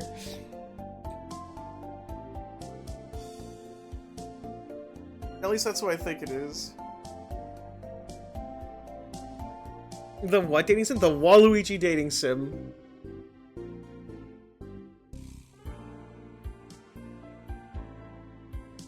I think. Sorry, this song seems familiar. I don't know where I know it from. Play that next, please. I mean, if you want me to, I don't mind. But I can't do a Waluigi voice. I mean, I can try. But now I'm very confused what we're looking at here. It's been a while since I traveled like this. Do we get to go to Kyoto every year? Yes, I believe so. We went abroad once, but traveling has gotten harder with all these efforts being... Oh, sorry. Yes, I believe so. We went abroad once, but traveling has gotten harder with all these efforts being made to prevent the spread of the infection. Airplanes scare me, so I'm glad we don't do that anymore. And Kyoto has all kinds of nice foods. I can't wait. I'm so confused. I should just keep playing and stop asking questions. We're only here for one night, and we've got a lot of ground to cover. Let's make sure not to waste any time. The group activities for the first day would be... lunch after we arrive, then to the Rokaku-do. After that, 2 hours of free time. Well, we'll have to make sure we're prepared for the trip. Apparently there's a shop in the entertainment district called the Sujiri that sells really good parfaits. And after that, Isaka Shrine. It might be better to have everyone meet up somewhere near the business district instead of going back to the Rokaku-do. There's a Dao. dough? I don't know. I will give everyone a little more free time. What do you think, Doctor? A lot of them probably go to Hyogoku, so that seems reasonable. And there's a cute little candy shop near Kamogawa. Let's confirm where we'll stop the bus and check to see how long it'll take to walk from there. It doesn't look like it's too far, judging by the map. I'll keep track of the time. Shall we go? Yeah, I hope they explain it too, because, like, it's not the first time they stated that Hatoful and Nanaki are, like, teaching classes, and I'm so confused. Because, you know, it's the same guy? I think so. It's very helpful. Sorry. I think so. It's very helpful to have you along, Professor Uzune. Or is it Uzune? I've been saying it wrong this whole time. I think it's Uzune. Ramune is supposed to be really good this time of year, too. I can't wait. Wait, huh? Wait, Uzune, Iwamin. Oh my god, have I been saying their names wrong this whole time? Oh my god. Don't leave me behind. Now I'm doubting my pronunciation.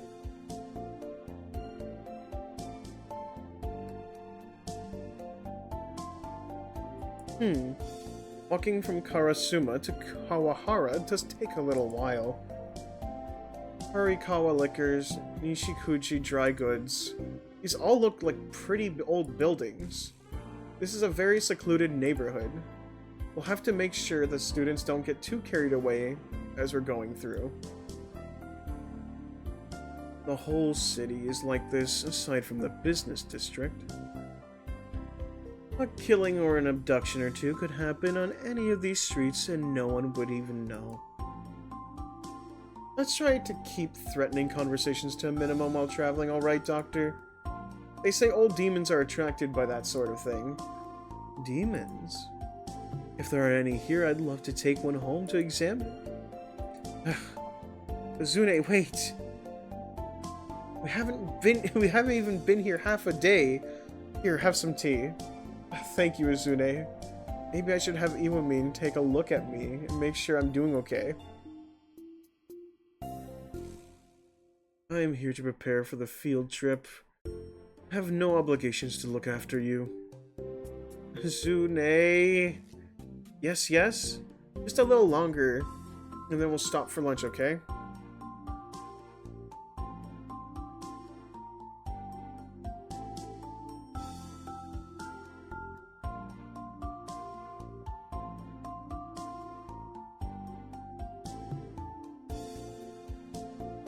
Wait, the release of the third game?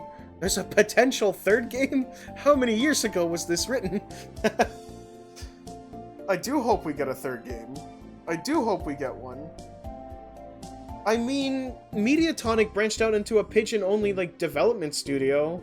And I mentioned that Hatomoa recently, like, tweeted out about them. And them forming an own studio by games by pigeons for pigeons. There's like Panic Studios or whatever it's called. Maybe? Maybe. Hopefully there's a third game, because I'm very interested. It'd be really cool if like this is just like one of those prophetic moments where I play this and then comes springtime, you know, boom. Who knows? Sorry, let me continue. I've just been confused. Yes, yes, just a little longer and then we'll stop for lunch, okay? Alright, let's go. We've walked a long way. The only thing left is to head to the inn. What?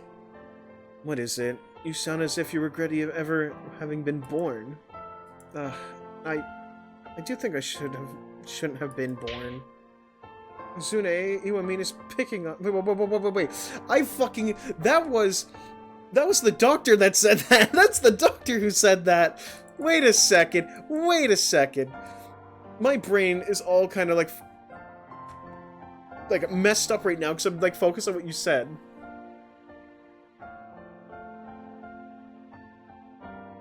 No, I did read it properly. Okay, I'm sorry. I'm just gonna fucking redo that even though I read it properly. also, like Kazuaki was saying, I do think I shouldn't have been born. So that was him that said that. Oh my god, my brain is so fucking...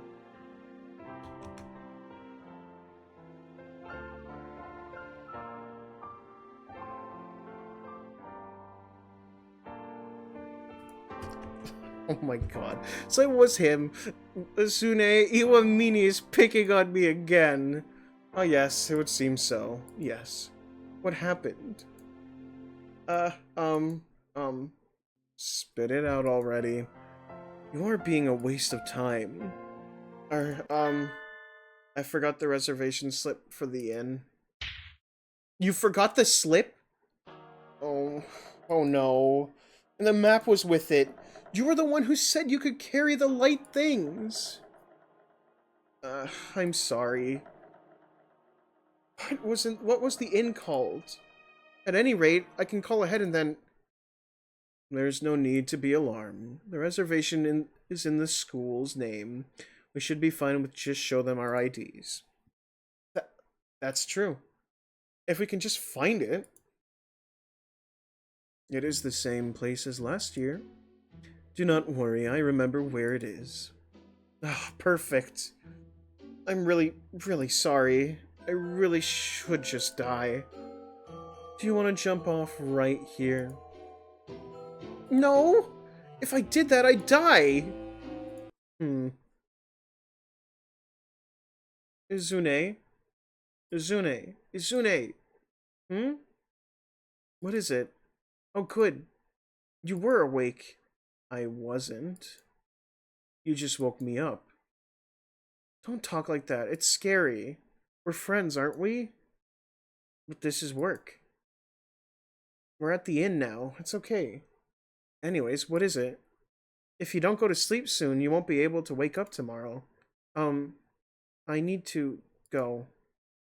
Good night. Izune! Go by yourself.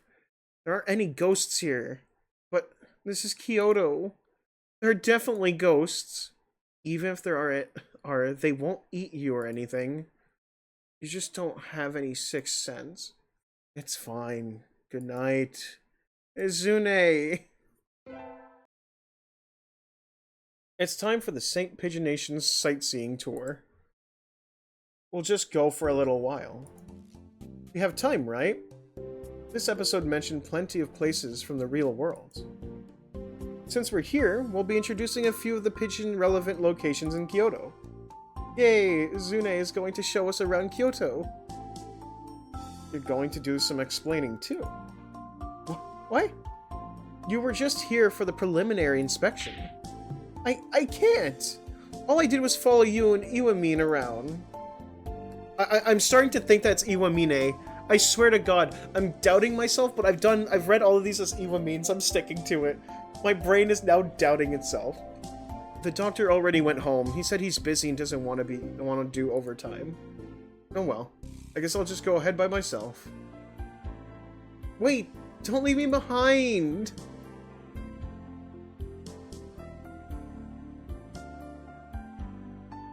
First, Rokaku Dao, Prince Shotoko, bathed here and had the temple built. He bathed here and had it built? That sounds a little strange. If you're interested, try looking it up online. It's a place with a lot of history, so you should be able to find plenty of information. Rokaku-do, oh my god, I'm trying to think that's Do. Rokaku-do is in the center of the city and is easily accessible from the Kyoto and Kawahara stations. Here, let's look at a map.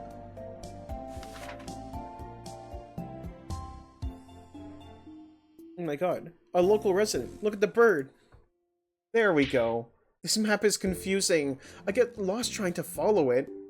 You would get lost trying to follow a proper map too. We're introducing Rokaku-do because as you can see, there are lots of pigeons inside the compound. You can even get fortune slips with doves. They also sell pigeon hand towels and flies and things. Do they have any quails? No. you can buy birdseed too if you want to try touching the doves. Doves here are used to humans and oh my god, I am confusing myself. The doves here are used to humans and very aggressive, and they'll charge at you in a flock if they see a bag of seeds. You might want to wear long sleeves if you have a delicate skin. Well, wait! Don't just take the whole bag, come on! Aww. Look at all these illustrations, by the way. Again, like, these side episodes have so much illustration work. It's crazy how much work was just done for, like, this. Well, we'll introduce one more place. Oh, I know this one! Your enemy is in Honnouji, right? Yes, this is Honnouji. It's famous for the Honnouji incident when one of the Oda Nobunaga's general forced him to commit suicide in the temple. It's about 20 minutes by foot from Rokakudo. It's a little bit far, so you might want to take the train instead. It's one stop. Are there pigeons here too? This time I'll touch them without having them steal my seeds. No, there are no pigeons. There aren't? Then why are we introducing it? The things we're introducing is actually this. The Dove Perch Temple? It's called Kyokyo-do. Oh my god, I can't pronounce things. Please forgive me if I'm massacring these pronunciations. There's even a reflection in the pavement. It's certainly a very dovely place. What is it? The Kyukyo-do is a Japanese stationery shop with a history over 300 years long. It's right in front of the Honnouji. 300 years? That's awfully persistent. I should learn from it. As the name suggests, there are various dove-themed ornaments throughout the interior of the shop. And of course, there's dove stationery as well. Sometimes they switch it out as a seasonal product, so make sure to check ahead of time. That's all for now. Thanks for sticking around. That was a very pigeon-relevant tour. Kyoto is practically made of historical sites and tourist draws, so there's no real need for us to introduce the famous places. If you look, you'll find plenty of information already available. That's true. There are lots of wonderful things to see.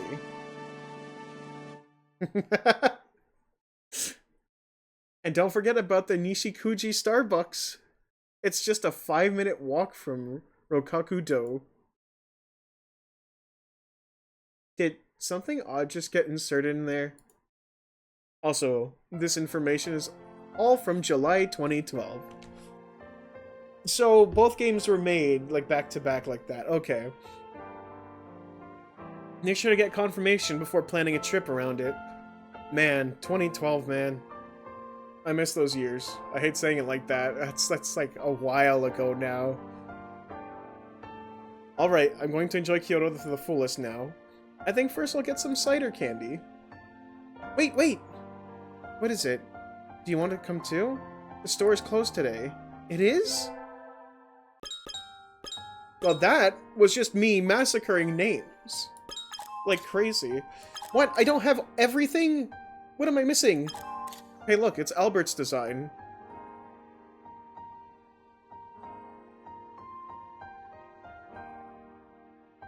There's Leon's design.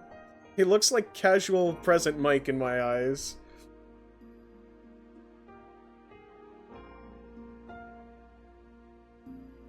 Albert's so pretty. I did all the short episodes, right? I'm missing 2 things. I know this thing here is supposed to be the death screen. Oh, I probably get it from the radio show. Right. We still have the radio show to do. So let me do that. Then we still have we still have the route left after that, which will take about an hour. Living with Birds, Part 1. Okay. The How and Whys of St. Pigeon Nation's question box. Hi everybody, I'm Kawara Ryuda, a rock dove from 2-3. I seem to be in charge of the question corner. I think y'all can tell what we're doing here just from the name, but since it's the first time, I'll explain. In the How and Why question box, I'll be answering letters you've all sent in. Not just questions, though. It looks like we'll be doing shoutouts random aside. All sort of things. It'll be pretty relaxed, bear with us. Because this is the first time, I've made sure to pick things which don't spoil any of the BBL route from the full version. If you haven't finished yet, spoiler landmines can be scary. But don't worry, there won't be any of those here. Let's get started then. Now, for our very first letter, from one Aviophile, this is a historic moment, everybody. If you get married to Hiyoko, you'll be the one wearing the wedding dress, right? Ryuta, right? You seem awfully sure about this. Actually, Hiyoko told me a little about her dream wedding a long time ago. She said she wanted a bungee jump wedding. I can't remember where, but apparently there's a place where you can have the entire ceremony while oscillating several meters above the ground. If she still wants to have a bungee wedding, a dress would be risky for either of us. It would be nice if we could wear our street clothes. Anyways, next letter. This one is from Miss Bird Love. Let's see. Did birds' lifespans change at all when they were ascended? I don't know what life expectancies were like before, but some of it increased over the past 100 years or so. Larger parrots and things were always long-lived, so it didn't change much. But smaller birds like quails and things lived several times as long. Doves still have much shorter lives than humans, though. That's just how it is. Oh, sorry. We're getting gloomy already. Let me change course a little. Let's regroup and move to the next letter. This one is from Kanako Mikan. To Hiyoko, nice to meet you. I have lost my heart to your wild lifestyle. Being a hunter-gatherer must be hard in a lot of ways. Have you ever had trouble with some particular animal, or had to live through something really difficult? I was told to answer anything for Hiyoko as best I could. Hiyoko's really something. She's been wild and rugged ever since we were very young. I've always admired her too. She never really complains, so I'm not sure I know of anything that's really given her trouble. The one thing I can think of would be the time her den got hijacked. Once her house got invaded by a bunch of jackals while she was at school. It looked really tough. As long as there are living creatures, there will always be turf wars. She said the fight with the boss jackal lent an entirely new meaning to the phrase domestic violence. So maybe that's a good example of a query which gave her trouble as well. Then again, in the end, they recoiled and she was welcomed into the jackal tribe as a brother. So maybe it was more like a pair of Yankees having a sunset fistfight on the riverbank than a hunter and her prey. The next letter is addressed to Nageki. From one Hatoful Karis. What do you wish for on Tanabata? I always felt sad not seeing your card. I think we should have him answer this himself. Nageki! Nageki! Are you here? What? Oh good, I was worried I'd have to call you on the announcer. Is that microphone on? Yep, we're on the air right now. Wait, don't leave yet! No, I don't want to be recorded. Just answer one question, please. Fine. But once I've answered, I'm leaving. Thank you. This letter was asking if you'd make wishes on Tanabata. I'd like to know what you'd wish for, too. He was using ghost privilege to escape, literally. I don't wish. I don't. Wishes are for superstitious children.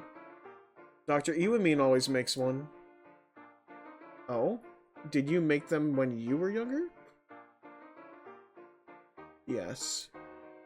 What sort of thing did you wish for back then? Nothing. Nothing special. Things like, I hope my family stays happy. Harmless things like that. I'm always hoping for the same thing. I know how it is. Are we done? I'm leaving. Oh yes, sorry for holding you. See you! Right. He really cares about his family. I wonder what they're like. They must all be quiet, calm birds like him. The next one is from San. It isn't signed. It's a little long, but I'll try to read it in one go. Oko-san, Oko-san, Oko-san, Oko-san, Oko-san. Oko-san! Oko-san. Smells good. If I want to. Oh, it's pure. Oh my god. Wait, no, not. Mofu, Mofu, Mofu. Oko-san, so cute. Oko-san's voice is decided. Yay. Ah, cute, cute, cute. Ah, I'm glad the drama CDs are going to be sold. No, wait, this can't be. Ah, the drama CDs are not real. Wait, the games aren't real either? Oko-san isn't real? Ah! No! No! Why? Darn it, I'm quitting. I'm quitting reality. Wait, he's looking at me. Oko-san, in my monitor. Is he looking at me? He's looking at me. He's looking at me! The Oko-san on the blog is looking at me. He's talking to me in the game. Thank Putty. I'm glad I'm still here. Yay! I have Oko-san. I did it. I did it. Louise, could that be done already? Oh, the drama CD. Oko-san. Angela Ryuta Sakia Yuya. Deliver my love to Oko-san. Deliver it to him. That's St. Pigeon Nations. I felt like I was gonna suffocate reading that. It has been delivered. Your love has been delivered. Will you accompany Oko-san on a journey? True pudding awaits. I think he understands. That's good. On that note, the last letter here is for San as well. From one Ori. I love Oko-san too much, and my heart is turning into a Hato heart. Is it easy to keep doves at home? I want an Oko-san all of my own, to stroke gently around and around. My goal is to have him right on my shoulder. I know it isn't a casual decision, but do you think I could do that? No one around here has kept doves for some decades. The pet shops does not sell them either. Where did Oko-san come from? It is a mystery. Would you terribly mind telling me? I think I should start by talking about San's actor. This will get a bit meta. San is modeled off of a dove named Oko-san kept by the creator. Of course, his portrait is a picture of the bird himself.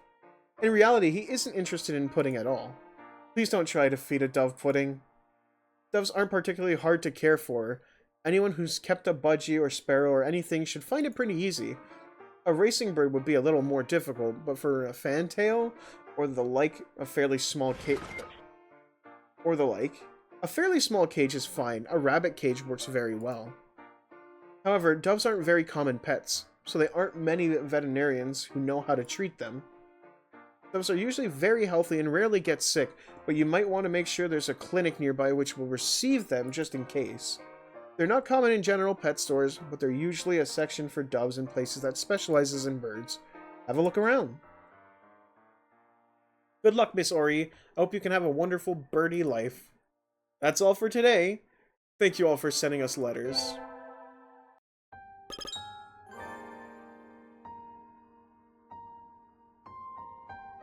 Rip real Oko-san.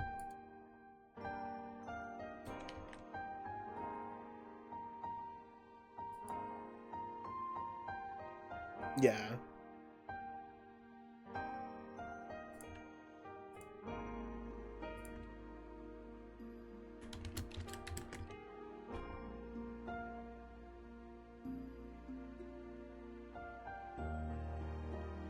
There we go.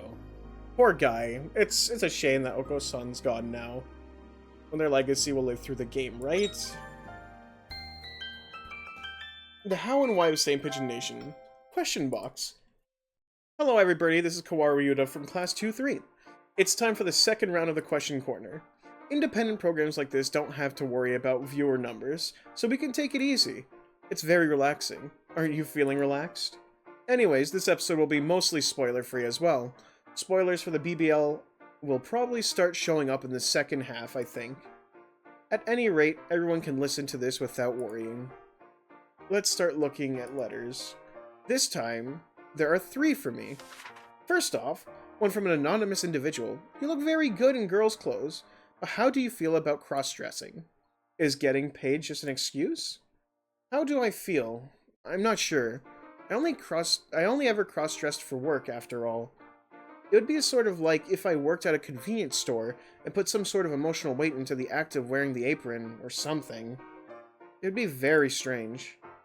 And as for it being an excuse, well, that seems odd too. It's just a normal part of life to me.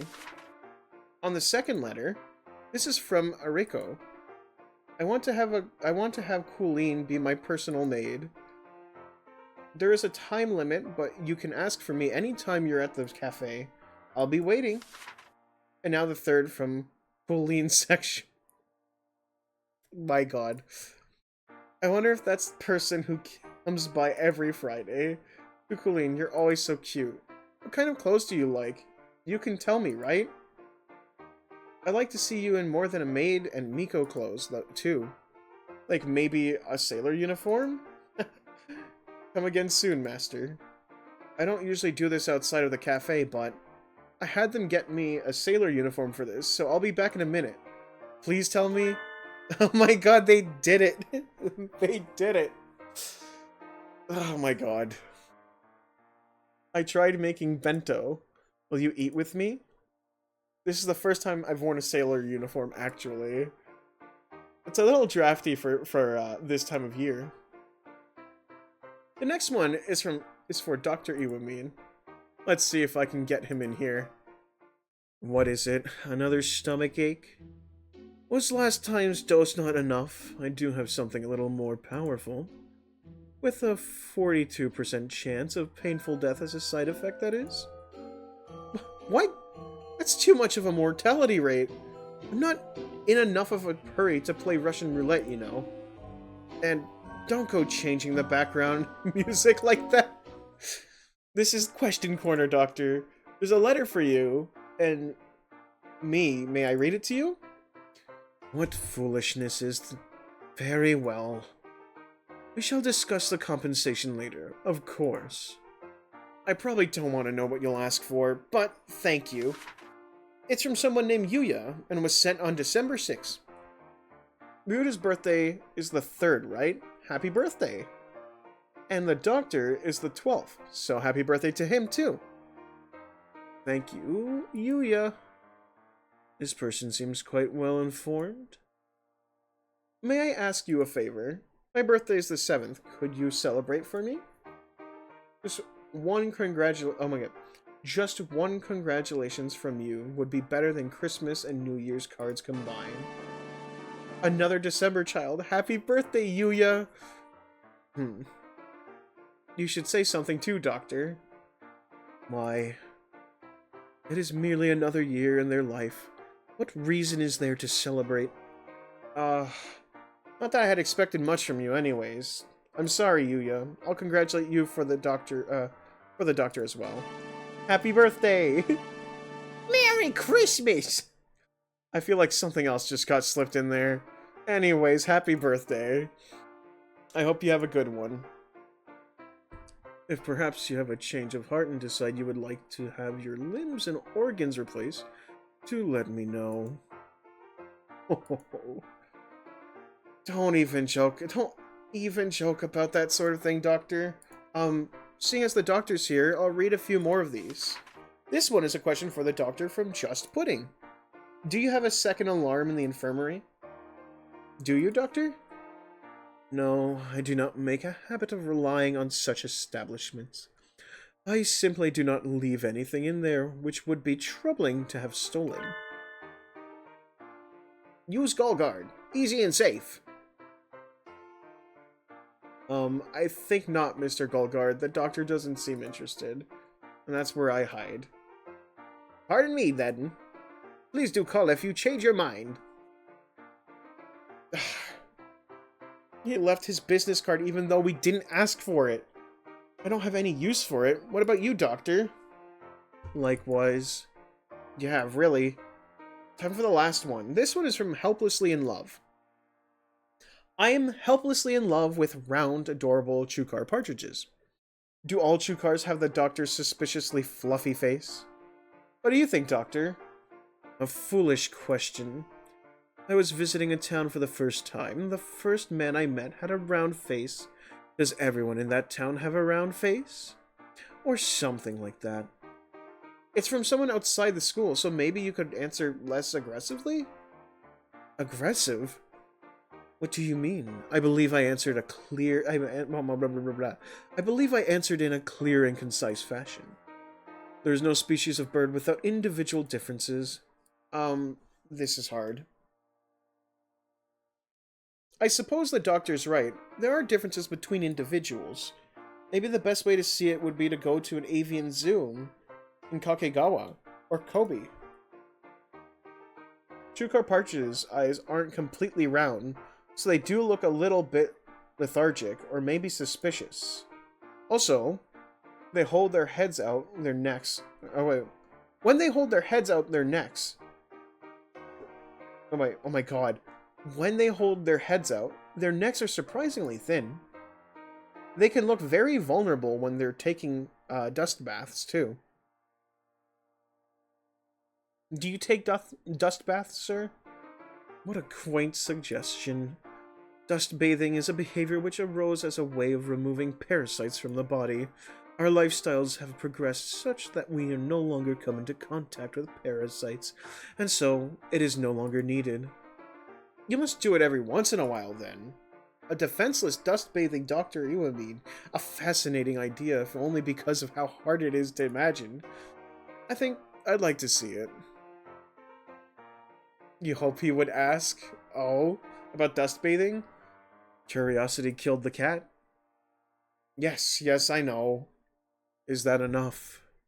I believe the material from last night's experiment will be ready soon, and I would very much like to go home.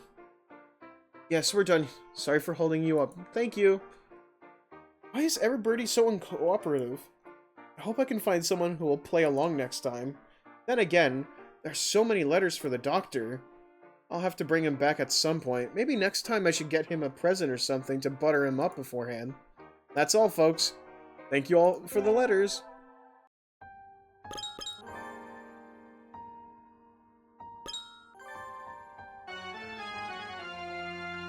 Of course, there's plenty of letters for him, because he's a great character. We love the Doctor here. Welcome to the Nishikuji Special Talk Show. Good evening, folks. I'm the grand artist who has offered his life, his very soul, up to the imagination, Nishikuji Tohri. Welcome to our special time, which you shall spend with me. I don't imagine there are many listeners who don't already know it by heart, but allow me to give you a brief introduction of my glorious exemplary career so far. Once I was the ace of the 2nd Optical Ordnance Division of the Hawk Party research organization, and now I am a manager at the Crow Party, and also chief editor of the popular Golden Weekly magazine. I doubt anyone in the world is as busy as I am. You're all incredibly grateful that I'm taking this time out of my schedule to conduct a question and answer session, of course. Mr. Nishikuji, please open the door. It won't open no matter how hard we push or pull. It must be locked from the inside. What do we do? At this rate, an entire chapter of the radio program is going to be overrun with some unfortunate golden pheasant disaster. You in there? Open up this instant! You were bad enough in the Legumintine short. Are you planning to ruin this too? Do you think an outsider like you will go unpunished for this? We won't stop at charges or trespassing, you hooligan. It is awfully loud out there. Would the peanut gallery mind keeping their feverish gibberings to itself? This racket is no way beautiful. Let me put on some music. My bad. Now then, let us begin my artistic question and answer session. The first is from a young lad by the name of Hitomi, is my waifu. When are you gonna discount Golden Dove? It's gotten really lame and just feels like he's run out of ideas with all the new characters he introduces. Hey, what? What is this? Do you know how long Mr. Oh my god. 1 second. I was not prepared for that. Do you know how long Mr. Takakishi Poo labored in the obscurity even after he made his debut in high school? Living the ignominious life of a non-serialized author? Even when he could get serialized positions, he was never popular in questionnaires, so he'd always be dropped. You cannot possibly comprehend how he suffered. And then he came to me, the Golden Weekly. He was the first artist whose serials worked out for me. We struggled all this way together, like unfortunate twins joined at the hip, and so shamefully forced to run in every three-legged race ever. Do you have any idea how much sweat, and how much tears, and how much of his own lifeblood he has poured into Golden Dove? You don't, do you? You know nothing of the joy of a long-running series, you disgusting Philistine! So don't just go talking about discontinuing it, jeez! Well then, next one. Things sure seem lively in there. I wish he'd open up the door already. On the contrary, he seems to be ignoring us entirely. I can't believe disgrace like this is allowed on campus. It is most vexing. You two having trouble? The hero always makes his appearance when everybody's in a pickle, right? Yuya! No one asked for you to show up. Wait, what are you carrying? I got permission to force my way in. Gotta protect the peace and tranquility of the campus, after all. I'm going to break this door down whether it's locked or not. Get back a little. The second one is from Testy Robin. I'm tired of the reversible dust jacket. Come up with a more interesting bonus, or I'm not buying your magazine anymore. Then don't buy it. Why would we want readers as low-minded as you anyways? Don't you think something is wrong with this trend amongst publishers of trying to outcompete each other through bonus items? A magazine should be judged by what's inside. That is where the competition lies. Do not be fooled by these frivolities. The real artistry lies sparking within. That's as far as you go, Nishikuji Tohri. Put your wings behind your head. What is a high school student? What is a high school student doing with that thing? Didn't you know, mister? It's a must-have item for any fashionable teenage boy. We have you surrounded. Come quietly and don't try anything. Let's make this as nice as possible, shall we? I don't want to have to shoot you. Not very much, anyways. That rifle. I see, so you're with JB. Oh, very well, I shall withdraw from today. But one day this school shall be mine. Also, hi Fidget, welcome in. Darn it, there goes another window. If you're going to keep leaping out of a window, at least open it first.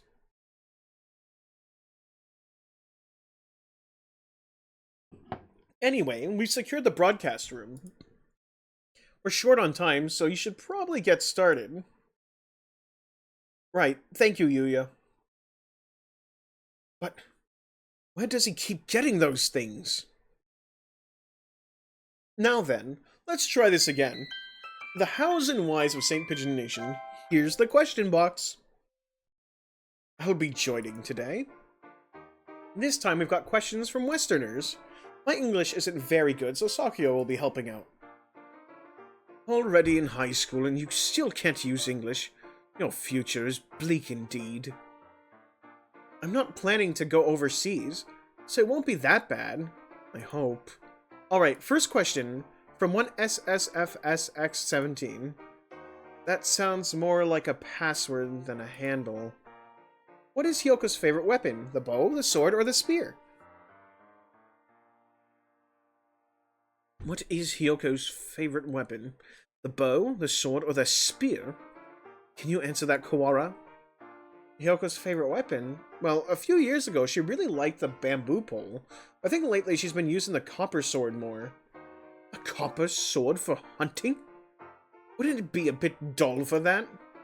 It doesn't cut very well, but she said it doesn't matter because she just bludgeons everything to death anyways. Alright, let's keep going. We're a little short on time thanks to a certain someone. This one is for you, Sakuya. It's from Rabbit Doubt. Sakuya, please let me touch your feathers. Oh wait, sorry. I didn't realize who was reading. It's from Rabbit Doubt. Sakuya, please let me touch your feathers. I want to touch your feathers. Never. Hey, translate it into English first. Or Japanese, I guess. Since this is the English release, I don't actually need you here at all. But if we started cutting whole characters out of scenes just because the language barrier jokes don't really work, then things would get pretty confusing pretty quickly, right? Sakuya, please let me touch your feathers. I want to touch your feathers. Why should I let myself be touched by a common riffraff? That's too bad, Rabbit Doubt. Maybe he'll let you touch them if you become nobility? This one's anonymous. What are your thoughts on Brian Pigeon? Do you consider his blog to be quality literature? On second thought, maybe it would be okay if you didn't bother repeating everything after all. Look here, peasant. I've got one job on this lousy show. It's stupid, but I'm going to do it. Is that clear? Okay. Anyways, Brian. Wait, who? Don't you even know that? You ignoramus! He's a great pigeon from the great land of Great Britain, and the very first intellectual Columbid. Go look up Brian Pigeon online for the good of all of us. Whoa. But this blog is in English. English localization or no, I still can't read it. Of course it's in English. He lives in London. His posts may even count as fine literature? Sorry, his posts may even count as fine literature. At the very least, they're culturally quite valuable. They will definitely leave a mark on avian history to come. Wow, he must be really important. I'll have to work hard on my English so I can read his blog. British mentioned? Yes.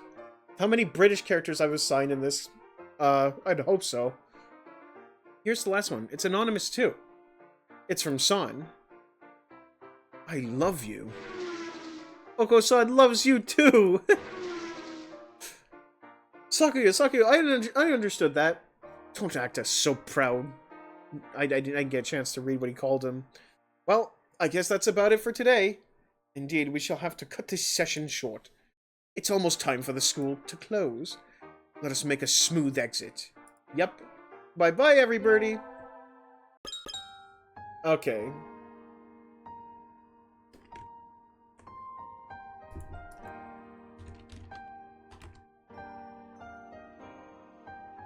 He called him a neophyte. Okay.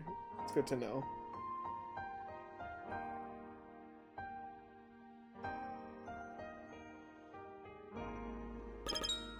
Where are we at? We're here, right? Yeah. The how and why of St. Pigeon Nation. Here's the question box. Hello again. Everybody's favorite rock dove, Kawaru Yuta from 2-3 here. First off, thanks for playing all the way through the story mode. That must have taken a while. Make sure to take a break if your eyes are tired, okay? They're not? You're fine? Alright, let's go. This time we'll be doing a special feature on every birdie's human forms. As you all know, we're birds, but we have human designs too.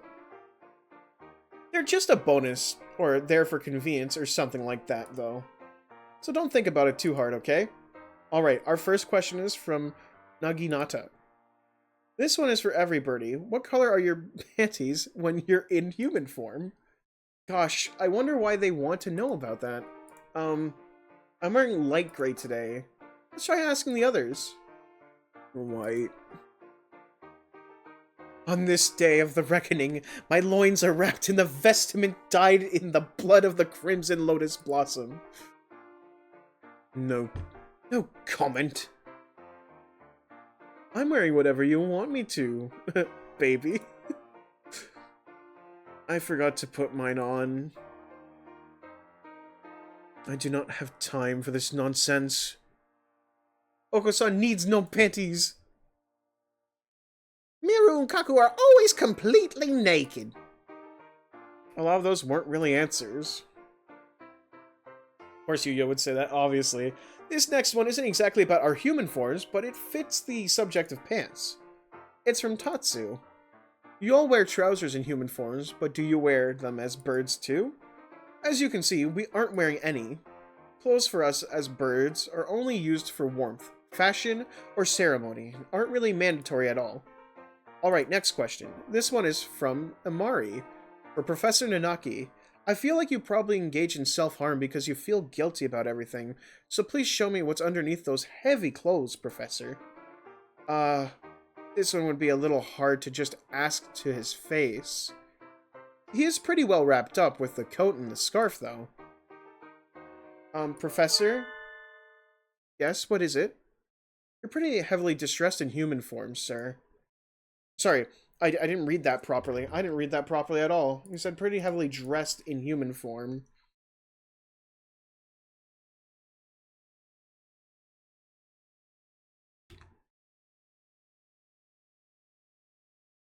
I'm sorry, I'm just seeing if I skipped dialogue, because I did skip dialogue. Doesn't it get hot during the summer? Is what I skipped. Sorry. That's true. But even during the summer, so many places have the air conditioning on that you need a coat to stay warm. If I go to the supermarket in short sleeves during the summer, I feel like I'll freeze. Ah yes, I know what you mean. Whenever I go shopping in short sleeves, I need to go running into the running to the bathroom. Yeah. It's pretty warm at school, right? Is it? Don't you ever want to strip down a little? Not really, no. I see. Is that all? I still have some grading to do. I'll be going now. That teacher forgot his? Literally. I'm sorry. I just can't bring myself to look at my homeroom teacher and say, take it off. Anyways, on to the last question. This is another one for the doctor. Maybe he gets so many because he's so mysterious? It's from Kasami. Yuya's glasses are probably just for show, but what about you, Doctor? If your vision is poor, just how poor is it? Yes, Yuya's are just for show. Ever so often he'll break a pair, and it doesn't bother him at all.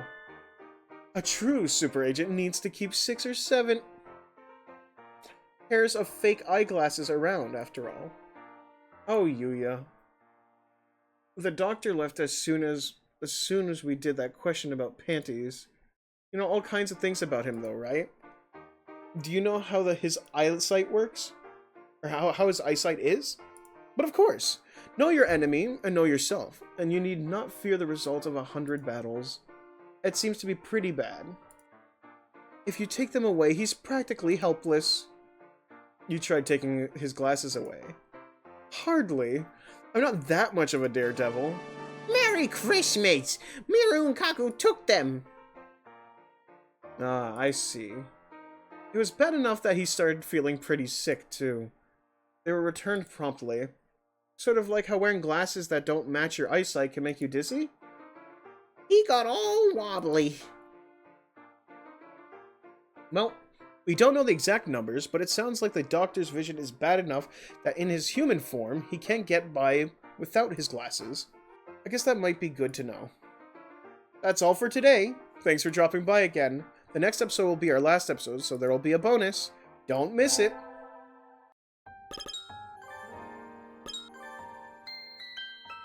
The hows and why of St. Pigeon Nations. It's time for the question box.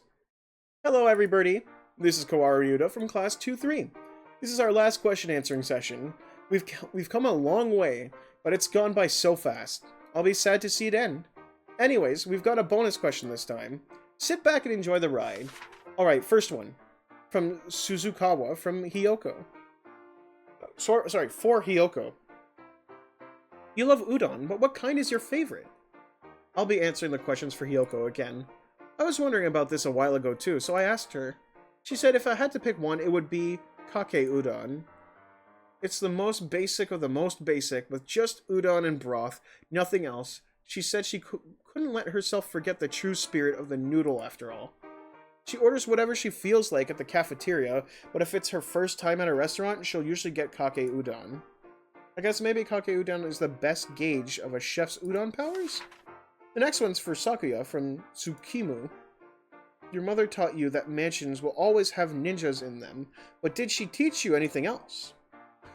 But of course. She taught me all I would need to know to live in Japan. And you're always so studious, too. What kind of things do you know about, aside from ninja and shrine offerings and fallen warriors? Let's see. I know about sushi. That's definitely a point of Japanese pride. You're an aristocrat, so you go to the really fancy sushi places, right? Indeed. I've been to those places with a little conveyor belts. Huh? Not the ones without the little conveyor... Wait.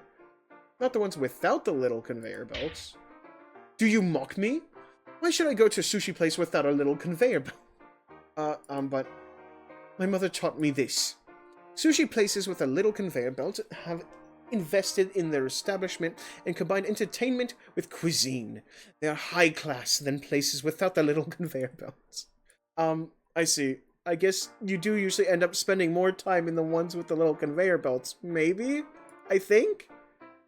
Alright, next we have 2 for Professor Nanaki. Yes? Let's have them. The first one is from Lina Lu. You're always falling asleep, Professor. Do you spend all your time at home sleeping too? Hiyoko guessed that you spend about 97% of your time at home asleep, but how much is it really? If you're always asleep, I worry that you're not getting enough to eat. So how much do you sleep at home, sir? Don't worry, Lina Lu. I make sure to eat. Probably not 97% then. I do fall asleep while I'm having dinner sometimes, though. And in the bath. Please make sure you don't drown yourself sleeping in the bath, sir. The next is from Shiroi. Is the dark spot by your chin a shadow, Professor? Or is it a marking? I've been wondering for a long time. That's a good question. That's actually a good question. That's legitimately a good question. Sorry. I've got a lot of people asking about this. Which is it, sir? It's not a shadow. It's common marking on male quails. It's right where the shadow of your head would be, though, so it is a little confusing. Try searching for some pictures of button quails. You'll find plenty of quails with a marking by the beak, just like me. Thank you, sir. Next one is for Yuya. Salutation. I'll answer anything for a lady hoping to get to know me better. Sorry, it's anonymous, so we can't really tell if it's a lady or not. Clearly, it's just a shy young mademoiselle, unable to ask in person, but determined to have an answer. Well, I wonder... Alright, let's just go with that. The question is, we've never seen you surrounded by squealing girls, so have you actually got it, Yuya? That's a little harsh, isn't it? Yeah, this is definitely one of that would be a little hard to ask with your name attached. But asking the questions that are hard to do is my... But asking the questions that are hard to ask is my job. You're awfully dedicated. I'll answer in full canter, too. Alright, time to bite the bullet. Have you actually got it, Yuya? A man who's got it never says he does. Is that a sort of backwards way of saying you have got it? I wonder if we can call that full candor. You satisfied for now? Let me know if another lady comes calling. Adzir. Well, I guess for now we can just say he's probably got it, whatever it is. The next one is for San. Never worry, never fear, Oko-san is always here. I think it said already here, my bad. This is from someone called I Wish I Were Pudding. What kind of house do you live in, Oko-san? You are asking about Oko-san's house. Will you be coming to play? Oko-san will give you a warm welcome. And where is your house, Oko-san? Oko-san lives in a great mansion. A mansion? Oko-san's house is a mansion. A mansion as grand, even grander than Sakuya's. Seriously? Oko-san stays in a birdcage inside his mansion. Huh? Why a birdcage in the mansion?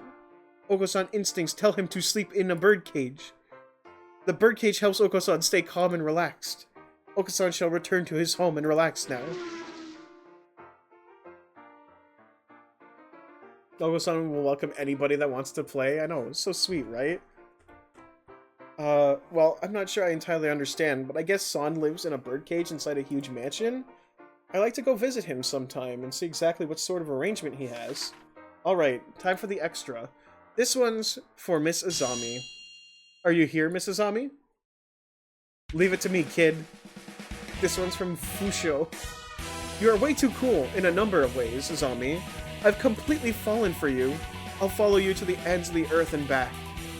You want to become my protege, kid? Come to my takoyaki cart when the sun begins to set, if you've got the guts. I'll show you how to ride like the wind. There's a question here for Mr. Rabu as well, but would you like to answer it?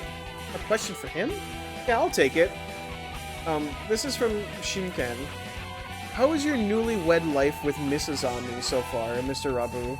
She orders you around day and night, right? What kind of idiotic question is that? Don't go prying into other people's private stuff, you brat! Oh, don't kick me! Carve it into your soul, kid. No peeping into my love nest. Nah, Mrs. Zami's kicks really hurt. I don't know if she orders him around or not, but I think they get along pretty well. Alright, it's time for our final letter. This one is anonymous. I can't wait for the next question box series. Really? I'm so glad, though. I don't know if there will be another one. There might be, though. It's still up in the air. If there are plans for another, it'll be mentioned on the official website and blog. Check back every once in a while, okay? Alright, that's it for the Holiday Star Radio section. Thank you for sticking around all the way to the end. This has been the Hows and Whys of St. Pigeon Nation, brought to you by yours truly, Kawara Ryuda.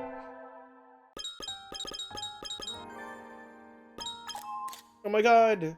We unlocked the stuff we were missing. Well, we're missing two things. I think that the other two things come from reading the picture books again. Oh, okay, so it's okay, it's Rabu, Azami as their human form, and the cafe owner. I love how they implement their, like, bird qualities into their human designs.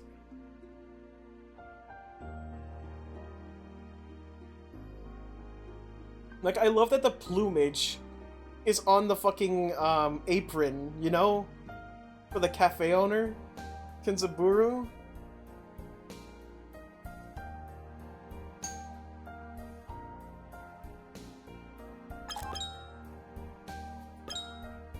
I'm assuming I gotta read the picture books, but we've already seen these, so... The lying picture book. Yeah. Once there was an Oko-san. There was something the Oko-san wanted to find no matter what. So he ran to the ends of the earth. The Oko-san was very fast. He could run anywhere. He ran everywhere. At the end of the earth, there was a giant hole in the ground. The Oko-san fell into the hole. No one remembered the Oko-san now. Poor Oko-san. Poor Oko-san. I'm assuming it has to read these books, even though we've already read them before. The unclosed picture book. Once there was a chrysalis. The chrysalis was all alone. It didn't know how to grow up, so it stayed a chrysalis forever. One day a butterfly came along. The butterfly said, "Let's be friends. I can show you how to become a beautiful butterfly like me." The lonely chrysalis was happy, because it wasn't alone anymore. But its friend the butterfly disappeared soon after. The lonely chrysalis was alone again. It didn't know where to go anymore. It didn't know what it wanted to do anymore. The lonely chrysalis shrank and hardened. Nothing will ever come out of it now. Poor chrysalis. Poor chrysalis. I'm just gonna reread all of these because they might be this that's hiding those things. The decorated picture book. Once there was a beautiful piano. The piano was decorated with gemstones in all colors of the rainbow. Oh, how it sparkled and glittered. Everyone told it was beautiful. What a beautiful piano. No one had ever seen such a wonderful piano before. The piano's owner was very pleased and decorated the piano even more. Everyone in all the land praised the piano's beauty. No one from anywhere wanted to hear its voice. But the gemstones were heavy, so heavy, and one day they crushed the piano flat. Poor piano. Poor piano. Did I think I misread that. I think I misread that. The black and white picture book. Once upon a time, there lived a white dove and a black dove. The white dove loved the sunflower. The black dove loved the sunflower too. What a beautiful sunflower it was. It was as warm and bright as the sun itself. The sunflower would go out and play with the doves all day long. But one day, the sunflower made friends with a star. And after that, the sunflower always went out at night. Without the sunflower, as bright as the sun, to light them, the days became dark. The white dove knew how nice the night star was, and became sad, and more sad, and cried. The black dove thought the night star should turn into a shooting star and go disappear somewhere far away. Things would be better then. But in the end, both doves froze in the darkness and died. Poor doves. Poor doves.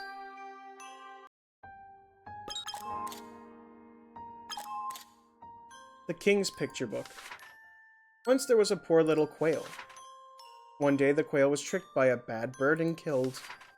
The quail was put onto the train through the night sky along with all the other birds who had died. Where's the train going?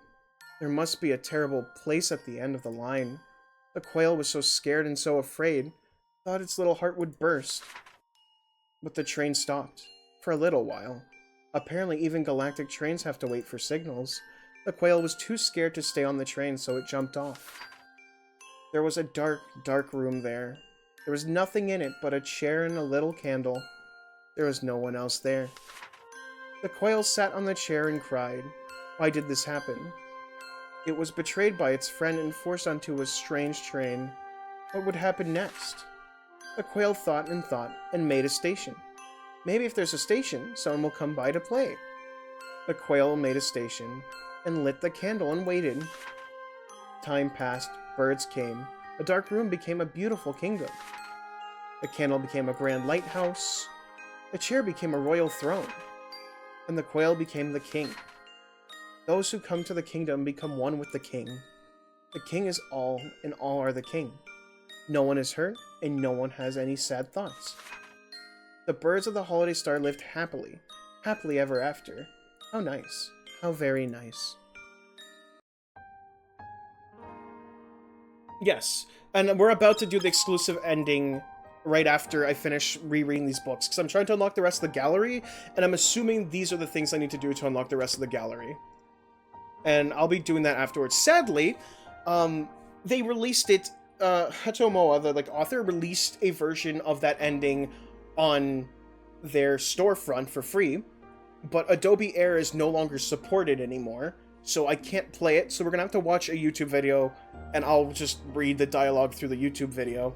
So, hopefully that will be okay. I have good middle ground on it, because it's a shame. I can't play the ending normally, and it's stuck on the PlayStation version. They've never released it. They've released it through that one way on the store, but Adobe Air doesn't work with it anymore. So it's officially you cannot play it. I couldn't find any way of fixing it. I did my research today, it's why I'm a bit late to my stream. The picture book.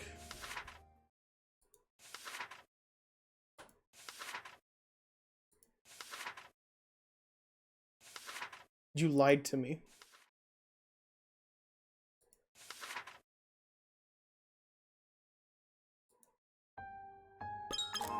Well, we have 2 things we don't have unlocked. Did I forget something? Maybe I shouldn't... Oh! We have a new one. We have a new story.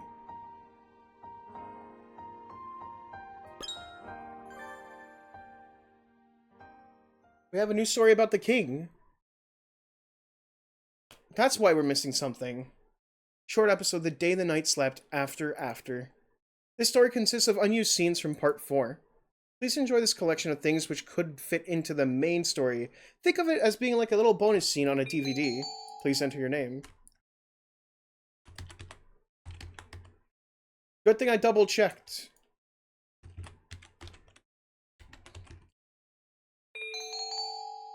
Okay, let's do this. And then after that, we'll do the Tohri route.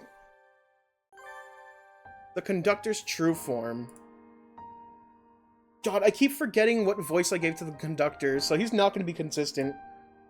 What's wrong, Stellar? Do you have a stomachache? The silver field was a little cold. No, that's not it.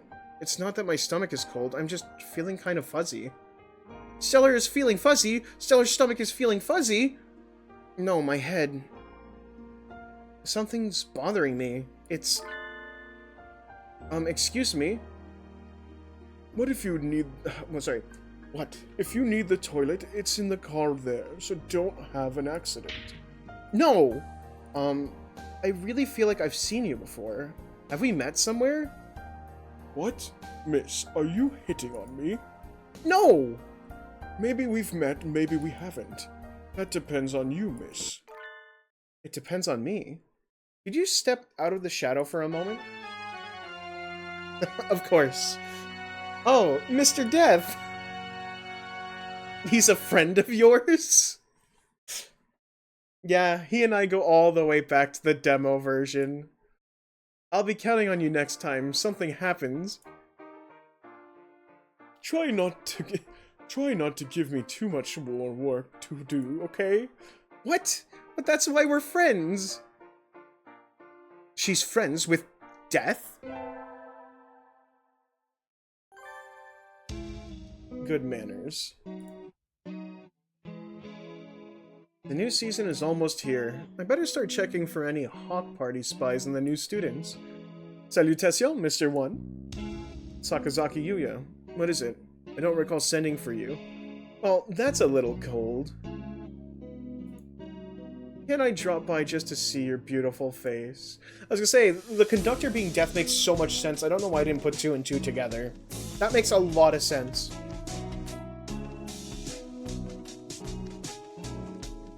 You are no longer a student at this school. You should avoid any unnatural conduct. Nothing unnatural about a college student getting nostalgic for his old high school. Everyone knows how much I love this school. Nothing suspicious about it. Anyways, I came to deliver a letter. A letter? New orders? No, it's from Nishikuji Tohri. A letter of intent? It doesn't look like it. He addressed this little oh my god. He addressed this little package to you. Let's have a look. To the soaring wings of Special Intelligence Division 0, Leon J.B. May your organization grow in prosperity and succeed with its coming season. I pray you have been well throughout the colder months of the year. I'm deeply grateful for you taking the time for your busy schedule to see me off the other day. I thank you from the bottom of my heart for your kind consideration. I've obtained a humble gift from the High Society Sealed Department Store to express my gratitude. I know you're quite busy with the coming of the new school year, but please take care not to catch a cold in this chilly spring weather. Your servant, the Black Advocate, Technical Research Consultant, Nishikuji Tohri. That's some pretty stiff business writing. You saw him off after everything the other night? He's on the surveillance list after all. I gave him a ride home. The package doesn't seem to have any explosives. Madeleines, cheesecake, and financiers? Pretty standard stuff for a pastry assortment. Well, he did go to the trouble of having them sent. No point in saying no. We'll run some tests, and if they come up clean, I'll put some coffee on. Get well soon, okay. Christmas will soon be here. The spring semester has barely started. Christmas will soon be here in about 8 months. You two do not seem to be short on energy. Perhaps I shall reduce your portions at meal starting today. Shu just doesn't understand food. Your luxurious partridge plumage is going to get all raggedy and thin. Miru and Kaku always use up a lot of energy planning for Christmas. Let's decorate the tree with a nice fossil instead of a star this year. A nice big fossil. Oh my god, so he does have it. It's not like something he didn't have.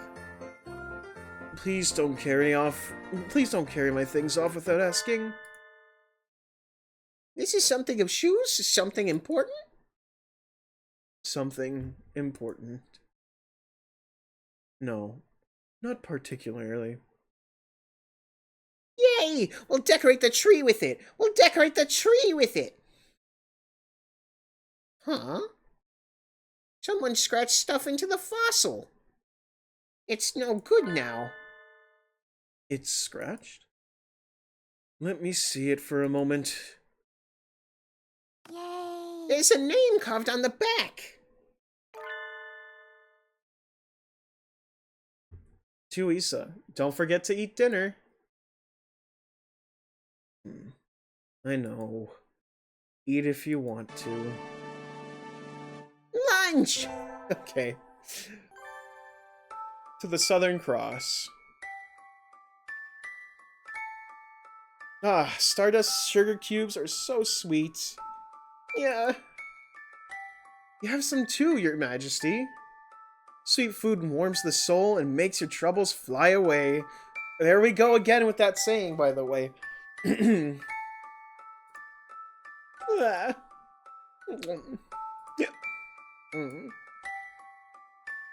Oh, I'm scared. Scared? Of what? We don't know what we'll find at the next star. That's been true ever since we were on... Okay, so that was his dialogue. It's just like... We don't know what we'll find at the next star. That's been true ever since we were on Earth. No one knows what the future will bring. We don't know if it will be fun. Your Highness, let's have a pillow fight and talk about our crushes at the next star. Oh, okay. You can't just wait around forever. Fun is something you have to go out and find for yourself. We're all good friends here. Tomorrow will be a good day. Aw, that's so fucking sweet. Sorry. That despite everything that happened, they're just trying to, like, cheer him up and take good care of him. Thanks for playing. Oh my god, and they got the little king in the, like, train. So, for some weird reason, we can't unlock this image, but I know what image belongs there. It's the, like, death game over screen. Okay. So, we've been streaming for 2 hours and 30 minutes. I can do the Tohri route through a YouTube video, which will be what most likely we're going to do. I don't know why the gallery isn't complete, but that's fine. We have everything now. We've seen everything. Holiday Star is a phenomenal game. I'm glad we were able to do it in time for Christmas. They care about him so much. His story's so fucking sad. Like, legitimately. And the fact that they're all so happy and hopeful for him, despite everything, is so fucking sweet. Let me close down the game. We're gonna do Tohri's route. And I don't know how I'm gonna go about this. So I gotta get, like, the YouTube, right? We gotta get YouTube going. I don't know how fast, if I can read in time, or how slow this will be, but reminder, we are watching a YouTube video with no commentary of the route because I couldn't get it to work. I tried so fucking hard to get it to work. And it just wouldn't, so please forgive me on that one.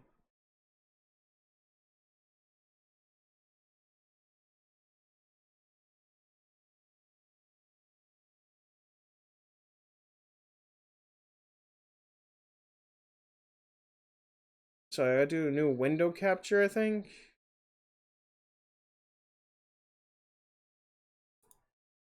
Give me a second. I might need to go get some water as well. So, there we go. We got a little YouTube video here. So we're gonna have to go. Well, first I'm just gonna say thank you to this channel, Skaz4. I really appreciate it for you uploading this because we can do this. But I'm gonna need some water. I'm gonna take a quick little bathroom break, and then we'll play the route. Apparently, they skip a bit forward past the introduction of the first route, but that's fine. We should know it by now. If you've watched this far, then you should probably know it because I've read it so many times. But yeah, I'll be right back.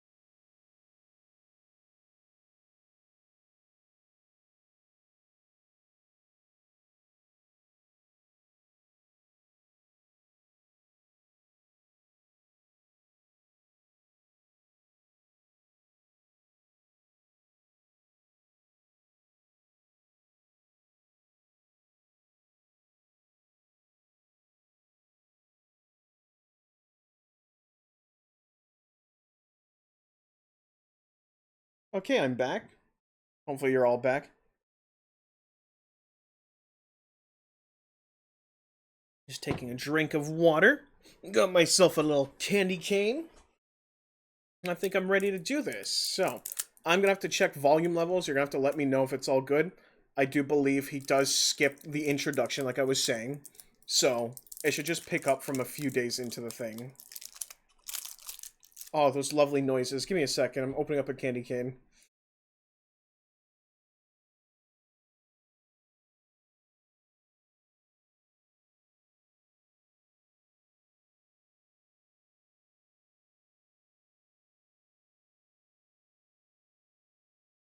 You seem to love the two creatures, Miru and Kaku, a lot. You seem to be a big fan of them.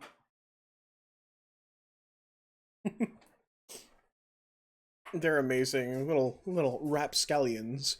So, I'm gonna hit play, and we'll see if I can keep up with this.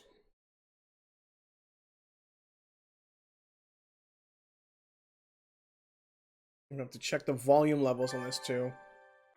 I'm assuming this is gonna be fine. Let me just... I think it could be slightly lower. There we go. As you all know, this school doesn't require you to join any club. If you want to, you can, but if you don't, then feel free to go home. Oko-san has time only for the track team. That's good. What about you, Shirogane? A foolish question. I already hold a position here. Oh, that's right. You became student president when you were admitted. Nepotism ho! Don't we get to vote? Just coming to school is enough for me. You have to take care of your mother on your own and all. I wonder what I should do. Join the...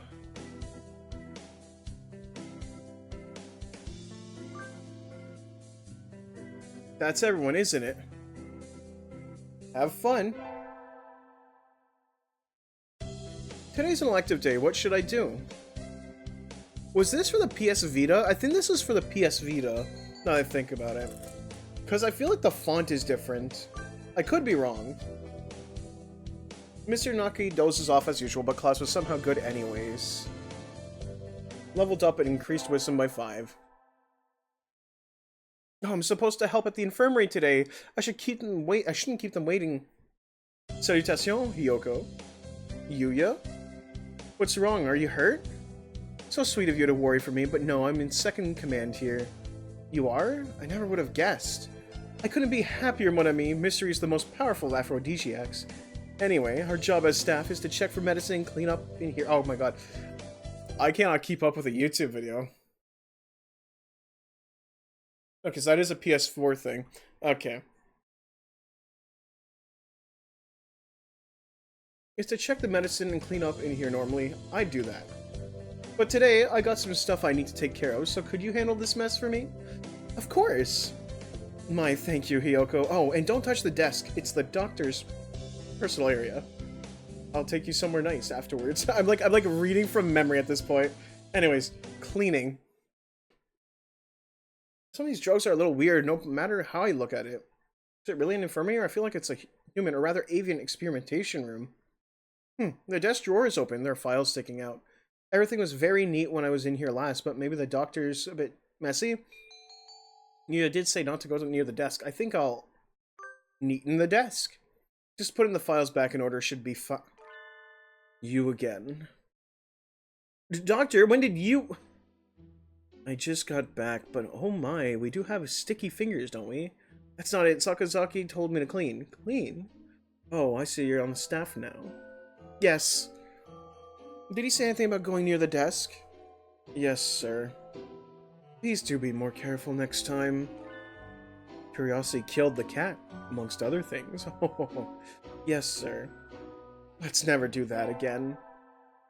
I can't keep up with the video. I can't keep up with the video. Sitting at home is so relaxing. Oh! Tomorrow is the class hike. Should I prepare anything? We won't be going far, so I don't think I should. Well, health first. I'll think I have some udon and go to sleep. You're like... You've done this plenty of times. I'm not surprised you've got a lot of this memorized. Literally, though, I'm working off memory. I can't even keep up with, like, the video. I expect it to be slightly slower, but no. Today's the hike. We've stopped for a break on the hillside. Who should I talk to? Talk to... Kazuaki. What is it, Saka? Break isn't over yet. I wanted to talk to you, sir. Your friends are all here. Why don't not talk to them? Do you not want to talk to me? No, that's not what I meant. Your, buddy, girl, Saka. Wait, no, I haven't said anything yet. And so I took a nap with Mr. Nanaki. I wonder if he has some sort of illness. I hope he's okay. Today's an elective day. What should I do? Attend math class. I'm not getting this at all.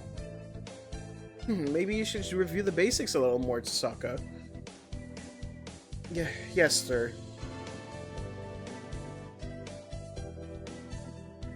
Hiyoko leveled up. Wisdom increased by 5. I imagine you're all well aware, but the sports festival is right around the corner. Please think about what you'll do. Sports festival season already? If it were in the fall, it would conflict with the cultural festival, so it's always been in May. What are you going to do, Ryuta? I haven't decided, but probably the three-legged race? Somebody has to. Oko-san will handle the marathon. Indeed he will! You do have a lot of stamina, Oko-san. What about you, Sakuya? You can't possibly be expecting me to run in some race, can you? It is a sports festival. Is there an event that does involve running? How about being a cheerleader? The general, in other words. Very well, leave it to me. I don't think that's... Also, the first aid team is always short-handed, so I'm sure they could use a help if anybody still hasn't decided. Anyways, that's all for today. Ryuta's doing the three-legged race, Oko-san's running the marathon, and Sakuya is doing cheerleading. Yuya might be at the first aid tent. What should I do?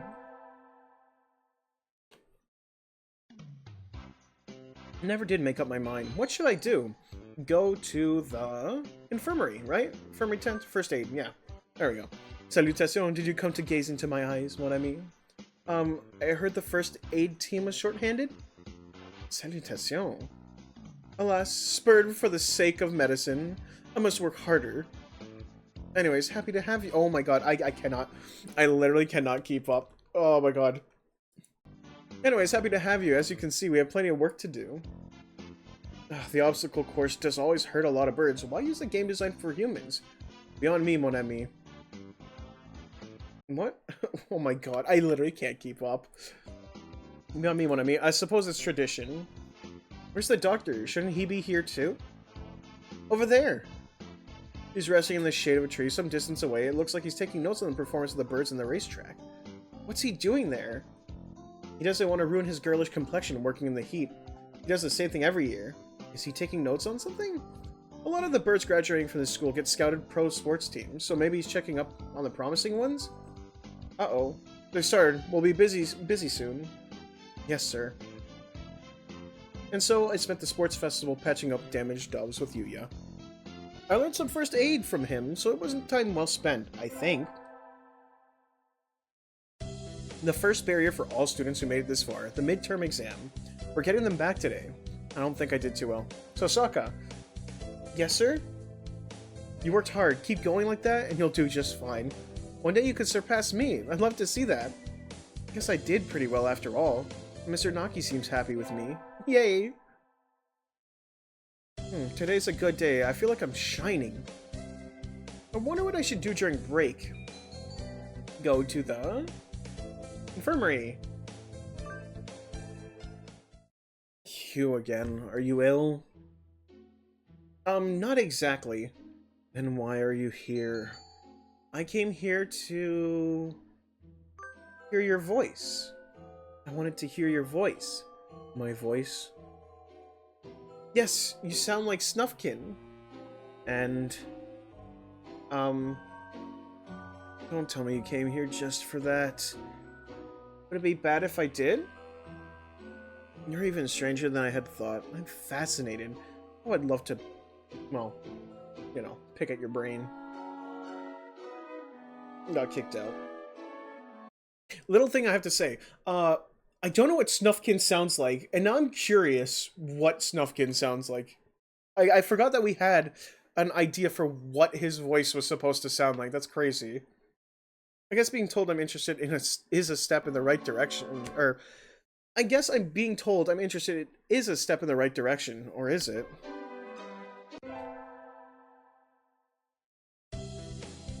Today's an elective day. What should I do? Attend math class. Get smart. I always find myself wondering what the math we learn is good for. Punk shoe. Now we can draw a line perpendicular to the... Is this math class or nap time?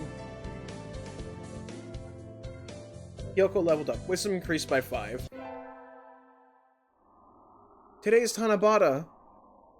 There's probably a bamboo tree in the plaza this year, too. I think I'll go make a wish. Well, there's a lot here already. Any birdie I know? Can you hear the song of the stars above? May they send your happiness. Mon ami. Yuya. Morning conference on the 10th. Leave 30 minutes early. Buy another alarm clock. May I wake up on time? Wednesday's garbage day. Just who will be granting my wish, and how? What should I wish for? Rule the world from the shadows. I wish to take the reins of power through clever schemes and rule the world from the shadows. Oh, hello. Is that you, Sasaka? Mr. Nanaki? You should be careful out this late. It can be dangerous for a girl, you know. I was about to head home. Would you like me to walk you to your place? No, thank you. I still have some errands to run. Oh, well, don't stay out too late. Wasn't the Keymania IIDX public playtest starting today? Maybe I should stop by the arcade. Today's an elective. What should I do? Attend math class. We need to get smart. Sir, how will integral calculus help us in life? Hard to say. It might never help you at all, Tosaka. But only studying things that help you in life is tiresome. Think of it as educational candy. Integral calculus is educational candy. I'm not prepared to accept that. Yoko leveled up. Wisdom increased by 5. Cleaning the classroom took longer than usual. I had to hurry to the infirmary. Yoko! What is it? I'm in a bit of a hurry. Nothing much, just... Have you heard of the 7 Mysteries of St. Pigeon Nations, Yoko? The school even has its own horror stories? Do tell. Yeah, well, there's one that says that sometimes students will disappear in the infirmary to show up again as food in the dining hall, or quill pens in the school store. Sounds like an urban legend to me. It does, but Dr. Iwamin is pretty suspicious. Be careful. You go to the infirmary a lot, right? Has he ever done anything to you? No, but... Well, you're a girl, Hiyoko. I'm a little worried. That's true. I'll be careful. Ryuta has always been one to overthink things. Anyways, can't keep Yuya waiting. Excuse me. Huh? Yuya and the doctor are talking about something. Do you really think I hadn't noticed? You sure look like you woke up on the wrong side of the nest. What are you talking about? I shouldn't have to explain. You know exactly what I'm talking about. I have told you I never touched your desk, haven't I? Oh my god. I am not keeping up. I can't keep up. Oh, sorry. You know exactly what I'm talking about. Oh, I didn't want to double tap out of full screen. I shouldn't have to explain. You know exactly what I'm talking about. I've told you never to touch my desk, haven't I? And what makes you think I have, ever? This doesn't look good. Yoko, there you are, mon ami. Yoko can back me up on this. We were in the courtyard together until... Oh my god. She said she was going to the restroom, so I should go ahead and... Oh my god. I literally cannot keep up. We were in the courtyard together until a few minutes ago. She said she was going to the restroom, so I should go on ahead. I only just got here. In other words, I haven't had any time to go rifling through your stuff, Doctor. Right, mon ami? Just what is going on here? It's not like the doctor suspects Yuya of having searched his desk while he was out. I came straight from the class to here, so Yuya is obviously lying. I was in my classroom. I don't even know what's going on yet. I can't lie through my teeth. So I was in my classroom until just now. Ryuta was there too, Oh my god. Yuya is lying. Shit. Well done, Miss Sasaka. I'm glad our new assistant is so astute. What a pity, Yuya. It would seem that you are somewhat in lacking basic truthfulness. I think we need to have a long and serious discussion. Alone. I'm sorry, Misaka, but could we leave? I got kicked out again. Yuya's face looked pretty bad. Dr. Iwaming praised me, but what on earth is going on? We get our finals back today. I'm not sure I did too well. Sosaka? Sir? Well done. You've gotten even better. Keep up the good work. Yes, sir. Success. Today's the last day. It's been a semester already. Sometimes it seemed long and sometimes it seemed short, but either way, it's summer now. I should probably find out if I need to come to school, clean the infirmary at all. By the way, fun fact, I haven't mentioned this, but I have never played this route or seen it. So this is all new for me. Like, this is legitimately all fucking new for me. I just remembered it like the other night that this was a thing. Sorry, let me continue. Well, I will be here just about every day the building is open, but there isn't any real need for you to come. There's nothing I could do to help? No, was there anything else? I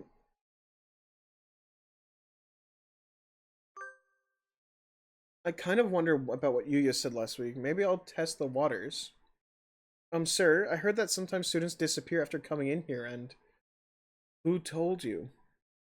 No one in particular. Everybody's talking about it. It's kind of like a school legend or something. So you believe in urban legends? What? No, not really. Just that I would be kind of cool if it were true. Then we shall leave it at that.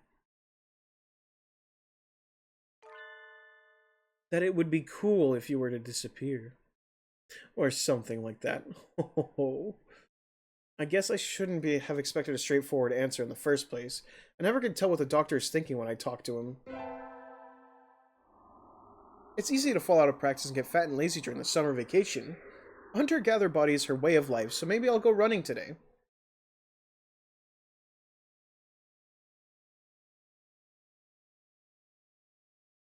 Ah, that was a good run. A true running girl's way to start a vacation. I wonder how far I ran. I always lose track of where I'm going once the runner's high kicks in. Where am I? I must have wandered out of my usual stomping grounds at this point. Or at some point. Which way did I come from? Oh, fail me now, Paleolithic homing instinct. The sun's setting. I'd rather not sleep outside. Hey, you. Huh? I don't know you. Where'd you come from? A sparrow stands next to me, squinting up at my face. Her wing is resting on a motor scooter. It looks a little bit vintage. How cute. I feel strange pressure. I can tell right away that this sparrow isn't just any birdie. I'm from St. Pigeon Nation. I was out for a run and got lost. You ran all the way there? From there? You must be good. It's about a 2-hour drive from here. What? I guess that's why my legs hurt. I wonder if I'll be able to run home again. I like the cut of your jib. Anyone that determined deserves to ride home. Come on. The intimidating sparrow gestures at their scooter. It's a little small, but we could both fit on it, I think. Thank you. May I ask your name? Hoshiba Azami. I sell takoyaki. Call me Azami. And thank you, Azami.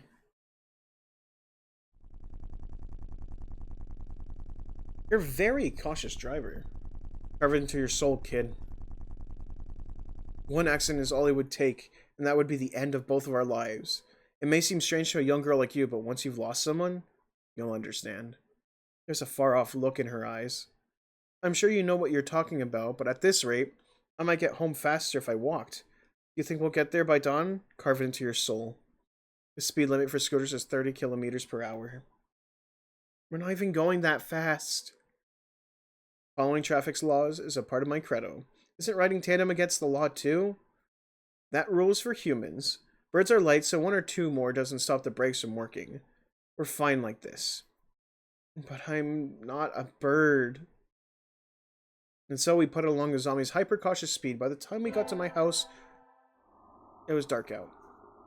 It's still... Sorry, it was... Maybe I should apply for a part-time job since I have the chance. Al, stay home, right? Yeah, forget it. We'll stay home. I think I'll wait until I'm in college. That way I can skip lectures to go to work. Slacking off and having fun is more the high schooler thing to do. Today's the local summer festival. I think I'll go with somebody. Invite...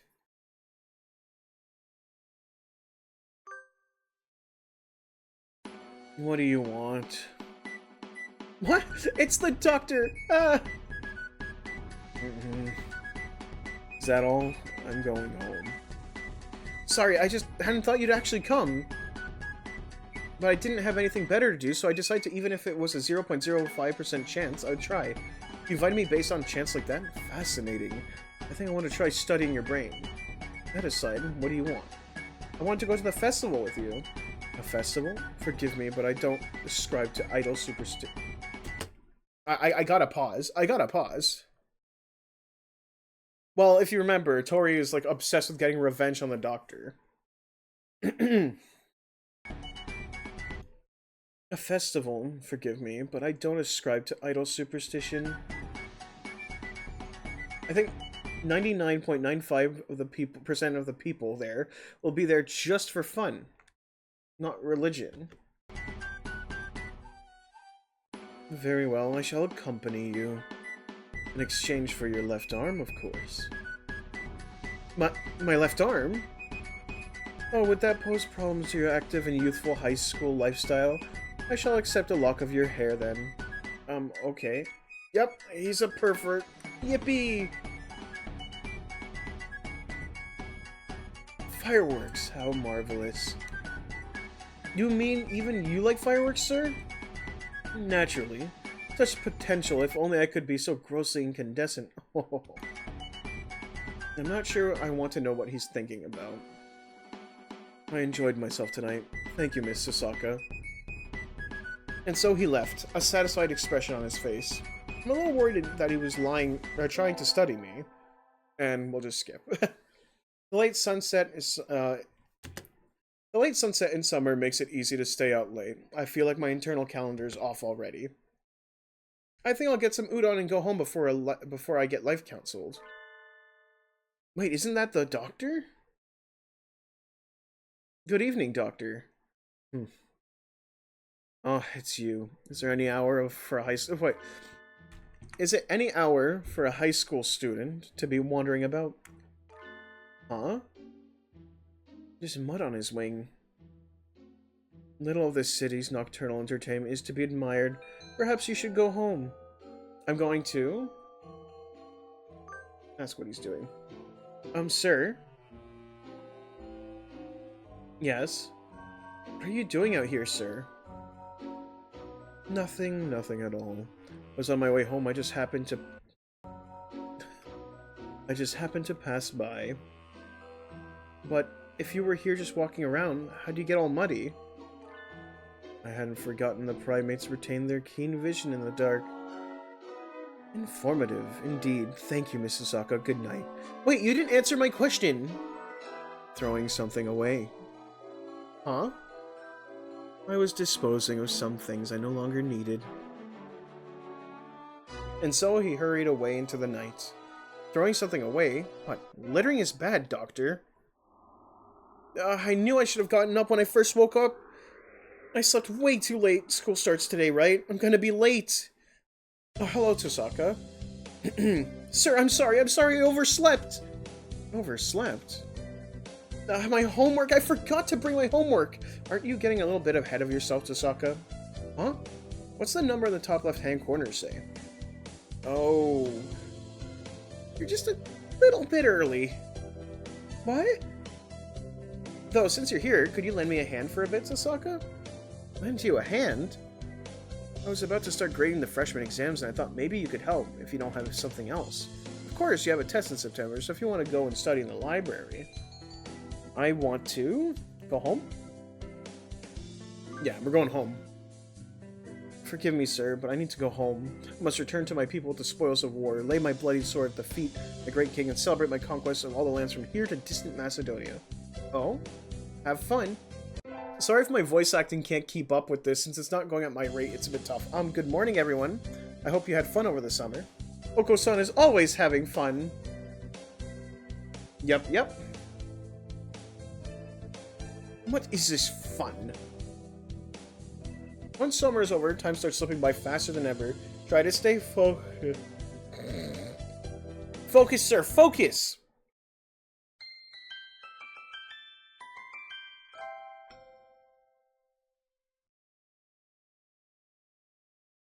Is that a student ID? Whose is it? Someone from 2-2? Not a name I recognize. Should I go find their classroom? They might already have gone home. Well, any teacher will do, right? Doctor? Good afternoon. What is it this time? I found a student ID and I thought maybe you'd know what to do with it? Isn't that something for the staff room? Why bring it all the way here? It was closer, and they started printing out tests already, so I don't think I'm allowed to go in. There's no need for excuses, young lady. Leave it there and get out. Yes, sir. Wait, Mr. Osaka. Huh? Where did you find this? It was on the staircase between the first and second floors on the south side. I see. Oh, I wouldn't want it.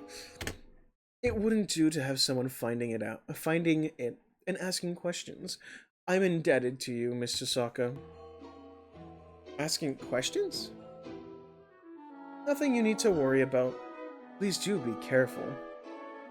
What's that all about? He certainly is as strange as ever. Today's an elective day. What should I do? Math class. We gotta get smart.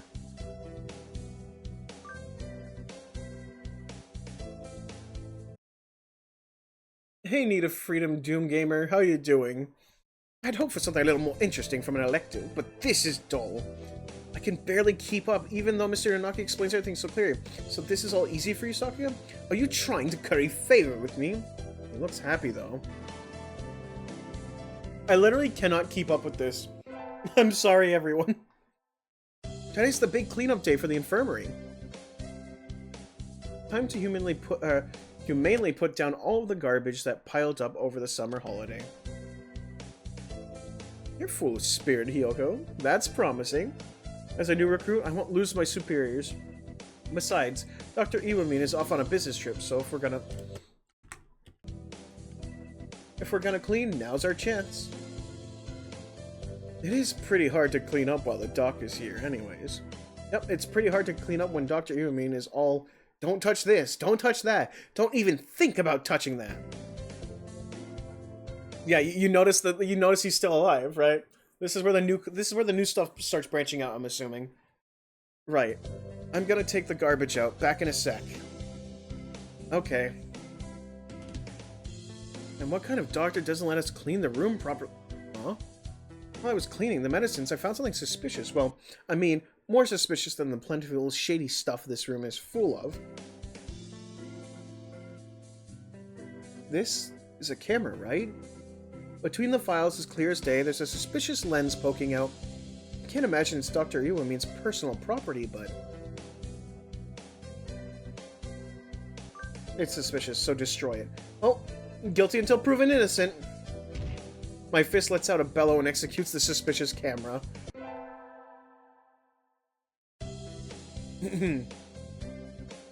Oh, we don't get his theme song.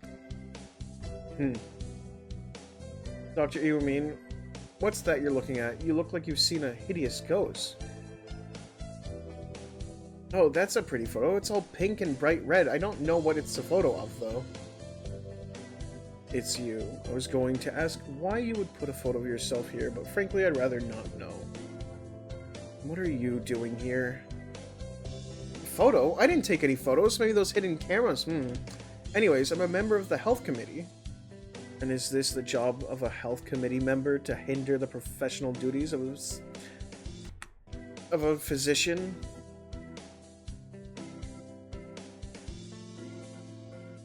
It's almost finishing time. You can go home now. Okay.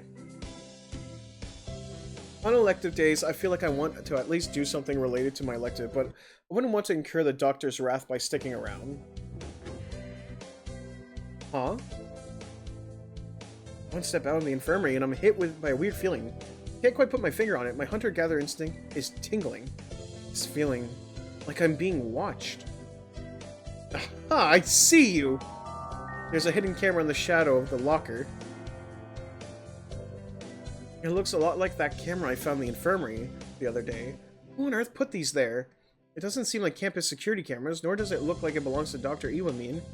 Did he have a stalker? Oh, let's smash it. This can be my health committee duty for the day.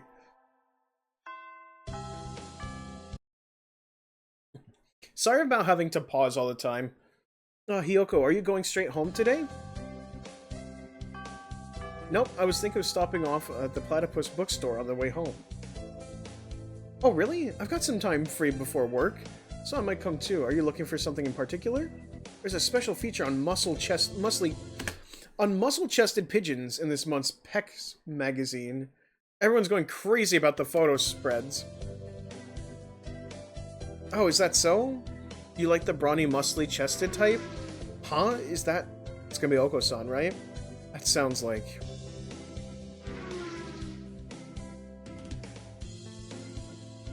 God, it's so gloomy with you following me around everywhere. You're suspicious. Oko-san will detain anyone suspicious. What the heck was that about? Who was that? Oko-san was chasing a pigeon with crazy color scheme. He didn't seem like a St. Pigeon Nation student. Today's the school festival. Our class decided to do a maid cafe. I'm not scheduled to work until tomorrow, so I have the day off. I don't have anything to do, so I guess I'll go look around? Where to go? Where to go? Let's see. Ah. I almost forgot. I left my bag in the infirmary yesterday. I better go get it. The school may be abuzz with the festival, but this area around the infirmary is indescribably gloomy. Dr. Iwamin said he was off advising the science department today, but even when he's not here, there's a peculiar negative feeling hanging around. Well, I'll just quickly grab my bag and get back to the fun.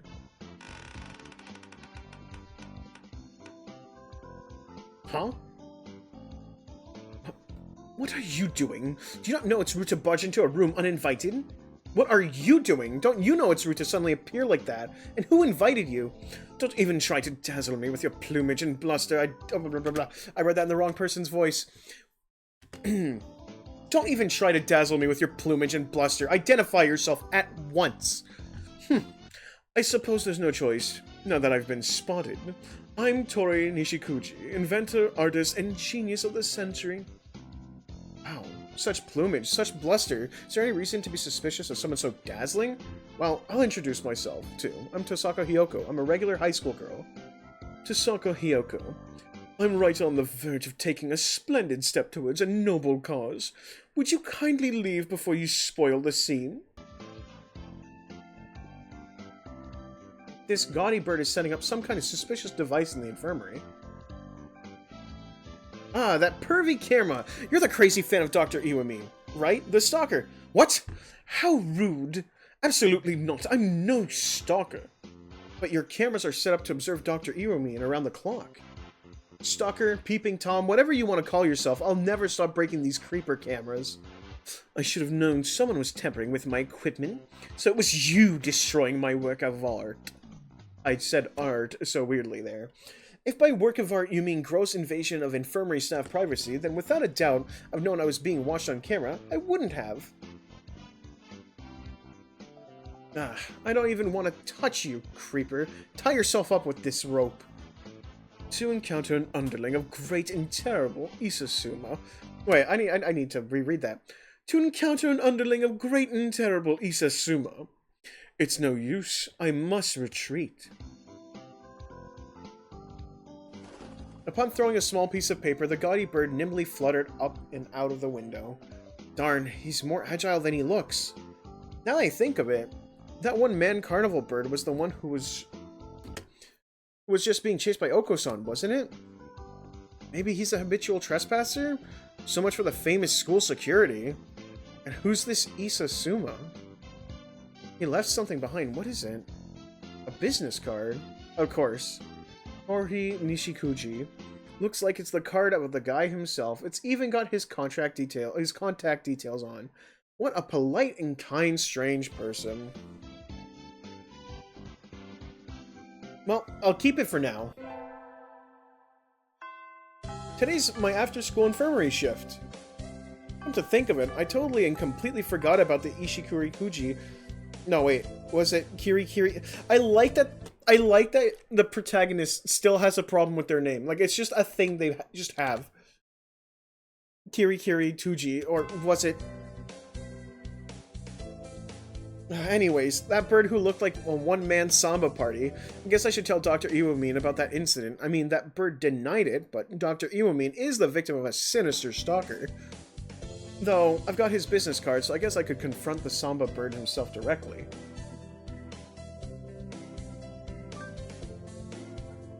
Stalking's not good, but maybe the one-man samba has his reason.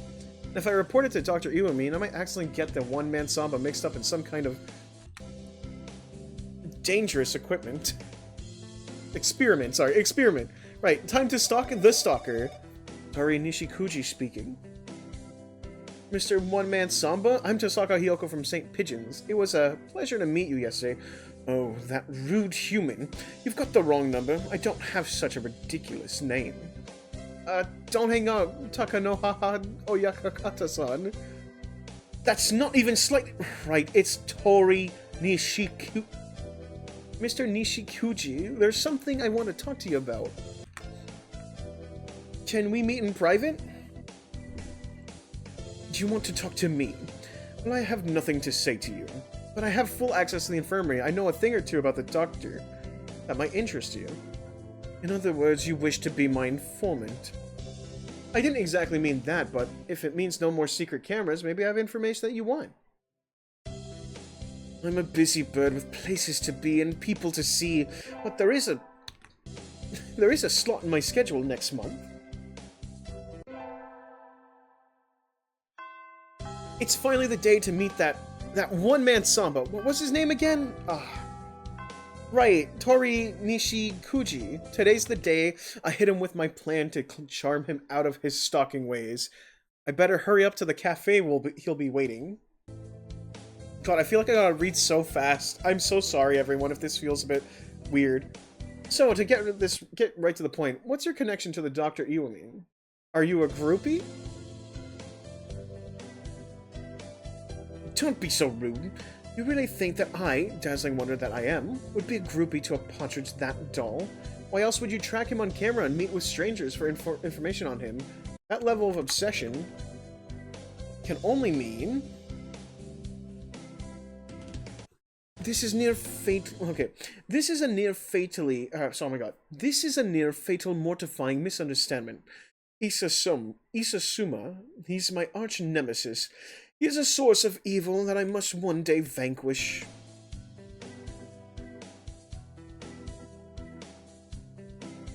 Wait a minute, Isasuma, have you got the wrong bird? Seems like you don't know anything, Tosaka Hiyoko. He's going by that silly name Iwamine Shu, but that is merely an alias.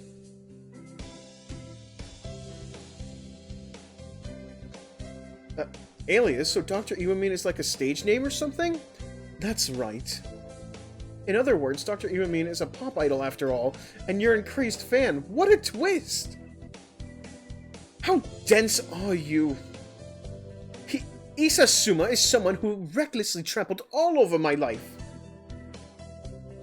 That sounds about right, but could it be Dr. Iwamine did something even more fiendish than normal? Fine. I'll tell you, oh clueless one. The circumstance of how we once worked together in the same laboratory sickens me to this day. Again, my results are inferior to his. It's a nightmare. This must be a nightmare. I can't believe it. Our division intern results are just plain inferior again. Well, even if we're in second in our field, we'll still be granted a generous enough budget, right, Chief? Absolutely not. This is unacceptable. A huge problem. We are better than this. We're better than him. What's the name of this department? Second Optical Weapons Division. Right. We are the heaven-sent children of light, light or dark, sun or shadow, 1 or 0. This is the kind of world we live in. That's why we must always be number 1. But we started late, so second is even right there in the title. Did you say something? Isasuma, as long as he exists, I will forever be second. And that is unacceptable. It was my life's plan to be the only one, and number one. Since he's become chief, nothing's gone right for me. To think that the name of this glorious second optical weapons division could be defiled with the cruelty of a second place. Has he no shame? There are so many mysteries surrounding his real identity. This is truly unfair. It must be his shadowy mystique. They don't even care about the true intellect. Only his proposals are being implemented. My talents, my number 2 intellect is rotting here. It's tragedy steeped in deceit.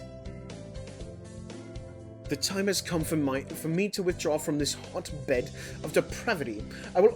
Oh my god. This hotbed of depravity. I will gladly leave this place for an institution where they appreciate my genius. And such is our hideous, disgusting past. It's difficult to say anything when he looks so serious as he does now. That was hardly harrowing Survivor's tale.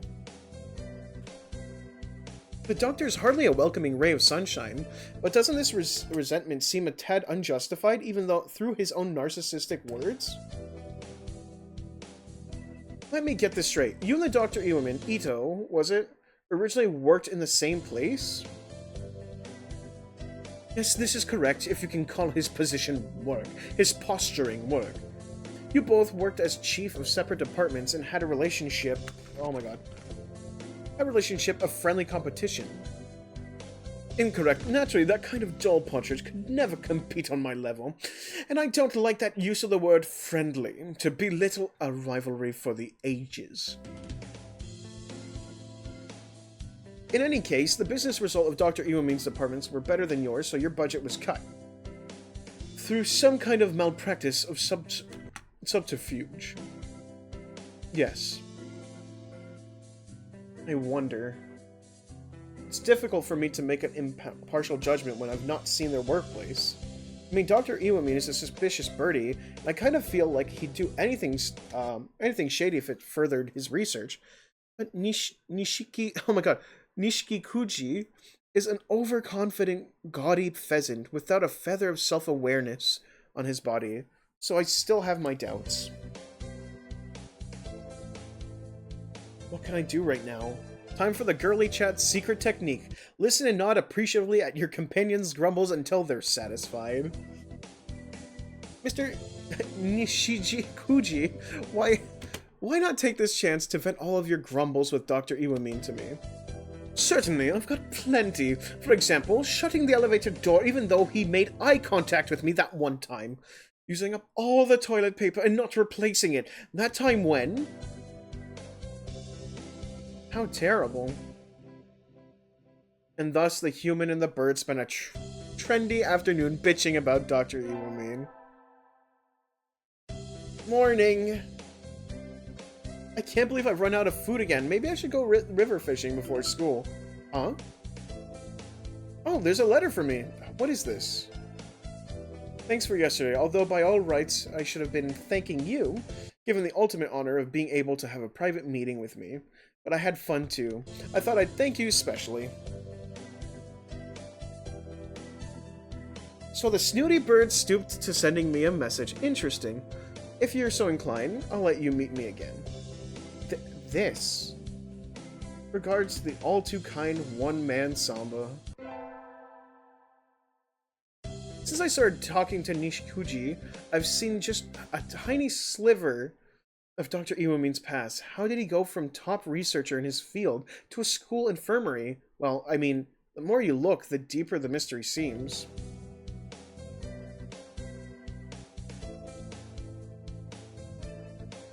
Dr. Iwamin, just what is he? Why, I'm just a mere doctor. Oh. Can you read my thoughts? When you look into a Chukar partridge, the Chukar partridge stares back into your very soul. You were here, Dr. Iwamin? This is my place of work. I trust you have good excuse for you. I trust you have good excuse for your presence. I'm finished cleaning. Please take this executive seat. Dr. Iwamine, may I ask a question? It depends on the contents of said question. But if it's just one, try me. What did you do before you joined St. Pigeon Nations? I cut up corpses. Wow, not the answer I was expecting, but not exactly surprised. Was that a legitimate job or hobby? I said one question, didn't I? Getting too involved could be your downfall. You might not like the answer you receive. Okay, I need to leave this conversation, so I'm going to use this opportunity to take... Oh my god. To take the trash out.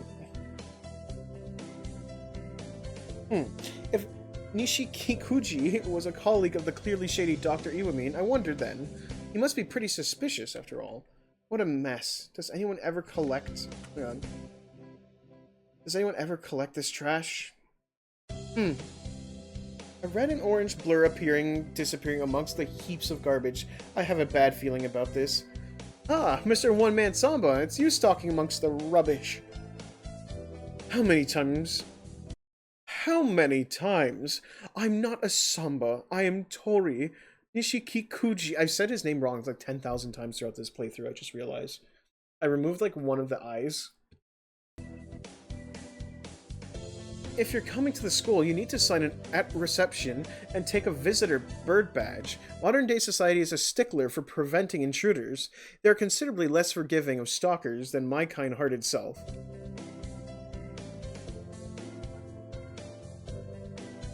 Well, I am not a golden pheasant who simply goes with the flow of modern society.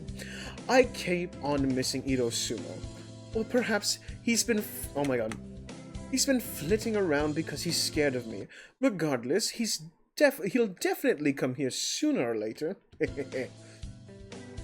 I really don't think Dr. Iwamine is the type to flit around. At any rate, today is the day I poach Itasuma. Oh my god. Mr. Nishikikuji brought up a kind of dangerous object. This looks like a science fiction ray gun. I read that in the wrong voice. This looks like a science fiction ray gun. It's the Nishikikuji's masterpiece number 632. The Miniature Optical Weapons Dimension Bomber. Dimension Bomber? What are you going to do with that? It's the ultimate short-range weapon capable of completely eliminating a target without leaving even a molecule intact. This is sounding increasingly like a supervillain. I thought the Doctor was supposed to be the evil one here. No, what are you thinking, Mr. Nishikikuji? There is a prestigious school for doves. Sorry, there is, I think is what that was supposed to be. These is a... Oh my god. This is a prestigious school for doves, symbols of peace. I am here, sorry. Such an altercation are forbidden. That is irrelevant. Both I and Isasuma are not of the dove family. And I'm a primate. I'm not even in the bird family, but that doesn't make bloodshed okay. So hand that over. Hey, give that back! I haven't yet safeguarded that for actual use. Just a little whack could break it, and it's not ready for mass production, and remaking it would take forever.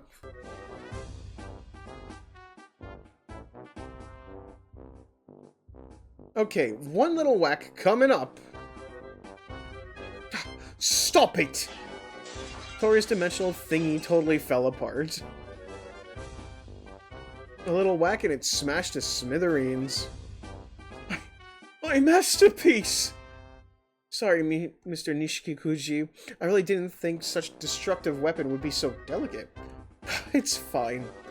You can't remake what's been broken. That I know all too well. In that case, I'll just have to wrap my very wings around Isasuma's neck directly. No, have you forgotten how we met? I am a member of the infirmary staff. I can't let anybody full of murderous feelings towards the Dr. Iwami... Oh my god. Murderous feelings towards Dr. Iwami pass. It's my Hippocratic oath, or something. So, you are protecting Issa, then? I'll just have to kill you myself. Hiya! Hey, it's Hey, it's dishonest to strike a bird while he's stalking. But you're surprisingly nimble, so I didn't take my chance I'd lose my window... Oh my god. My window of attack. Such cowardice. What a cowardly high school girl you are. Huh? What a funny mispronunciation of innate warrior. Yeah. Again you hit me. You're the first person to ever hit me. Well, you'd better start fighting back. As long as I stand, you won't get to Dr. Iwami. If you insist on your own demise, a pheasant's punch is... Oh my god. A pheasant's punch is sharp, don't you know? And so, an epic fistfight broke out between us and the school refuse... In the school refuse area. You're quite something, Tosaka Hiyoko. You've got a lot of stamina, too, for someone with a flamboyant color scheme and a model figure. Well, a bird's beauty is proportionate to its health. You aren't bad yourself. And thus, Mr. Nishikuji Tohri and I were linked in by blood. And I did not read that properly at all. And I were linked by a strong bond, is what it actually said. Holy cow. I think me nervously having to read fast is making me screw up more often. We get our finals back today. Between midterms and practice exams, this whole semester has been nothing but tests. Tosaka? Sir? You ranked top of the year this time. Well done. What? She beat you by 2 points, Shirogane. Oh well. Ugh. Saki was glaring daggers at me. How nostalgic. Anyways, my hard work paid off. Yippee! The world is celebrating Christmas, but we're Buddhist through and through, so we forsake the world and resume regular service. Huh? Sounds like someone's here. Greetings, Gull Express at your service. Here to deliver an express parcel. Sign here, please. Oh, right. I just need to scribble here, and thank you. You're welcome, young lady. What could this be? I've not bought anything on the net for a while. Oh, it's from Tohri. Getting a package from Tohri at this time of year? That means... Oh, is this a Christmas present? You can sense the disposable income of adult emanating from the classy department store wrapping paper. What is it? What is it? What's inside the box? Huh? It's seaweed. That's pretty unexpected, but it seems like a really expensive fancy seaweed. Is it weird to be excited about receiving seaweed for a present? Ah, heck, I'm just gonna go with it. Yay, seaweed! Looking closely, I can see that on top of the boutique seaweed is a piece of paper. It looks like a note from Tohri. December has come, and I assume a classy young lady like yourself has been very busy lately. As a token of my gratitude, I humbly offer you this trifling gift, in sincere hope you'll accept it. In addition to wishing you a new year filled with good fortune, I hope for our continued partnership? Continued friendship. Tohri Nishikuji. Wow, a proper old-school letter? And that's the first time I've ever seen the word trifling. I presume it means delicious. I guess it's not a Christmas present, but an early New Year's present. Thank you, Tohri. From tomorrow, I shall live the healthy, good seaweed life. It still lights out, so maybe I'll go somewhere before I head home. Oh, tomorrow's Legumentine's. I think I'll buy some beans. Today's Legumentine's a holiday where you give beans to the boy you like, but apparently it used to involve throwing them at pigeons. Disgraceful. Good evening. Here for beans? Yes. Is there any kind that you think is particularly good? This year's trend is towards these bean medleys for racers, but they're a little pricey. It's true, and sometimes the cheap ramen is better than the expensive stuff. I think I'll buy the racing blend, right? We're gonna do racing blend, right? Yeah, expensive. Expensive is the stuff they like, I would assume. Bitter black beans? Oh, okay. Thank you, miss. Here you are. I'm surprised he thinks of you as a friend, literally. Sorry that, like, I've been, like, all over the place with my voice acting with this one. I can't keep up with how fast the, like, person playing the game is, like, advancing the dialogue. And it's making me, like, screw up way more than I need to. You're doing your best. Yeah, exactly. Today's the day, The preparations are complete. Time to give the beans to that special somebody. Yeah, I'm a little late to meet Tohri. Maybe I'm lucky and he's fashionably late? He's already here. He's easy to spot, standing out like a flamboyant flame in a crowd of mundane doves. Tohri! You finally came. It's pretty gutsy to invite someone out of... Oh my god. You finally came. It's pretty gusty. So blah, blah, blah, blah. It's pretty gutsy to invite someone out and then be late for them. I'm so sorry. I got a little worked up cleaning the classroom. Well, how charmingly like you that is. I'll forgive you this once. I think I'm grateful. So, what did you need me for? The golden pheasant looks extremely restless. Oh right, today's Legumentine's, so I wanted to give you some beans. Legumentine's present? Tohri chews over the word, as if reciting them, and flutters his decorative feathers. This reaction, could it be? Tohri, is this the first time you've ever received beans on Legumentine's? Oh, of course not! How could you... Oh my god. Oh, of course not. How could you... I mean, I'm a star. However, if it will make you happy, I will especially accept these. Great! These are bitter black beans. Seems like you've got full mature tastes, even though you're young.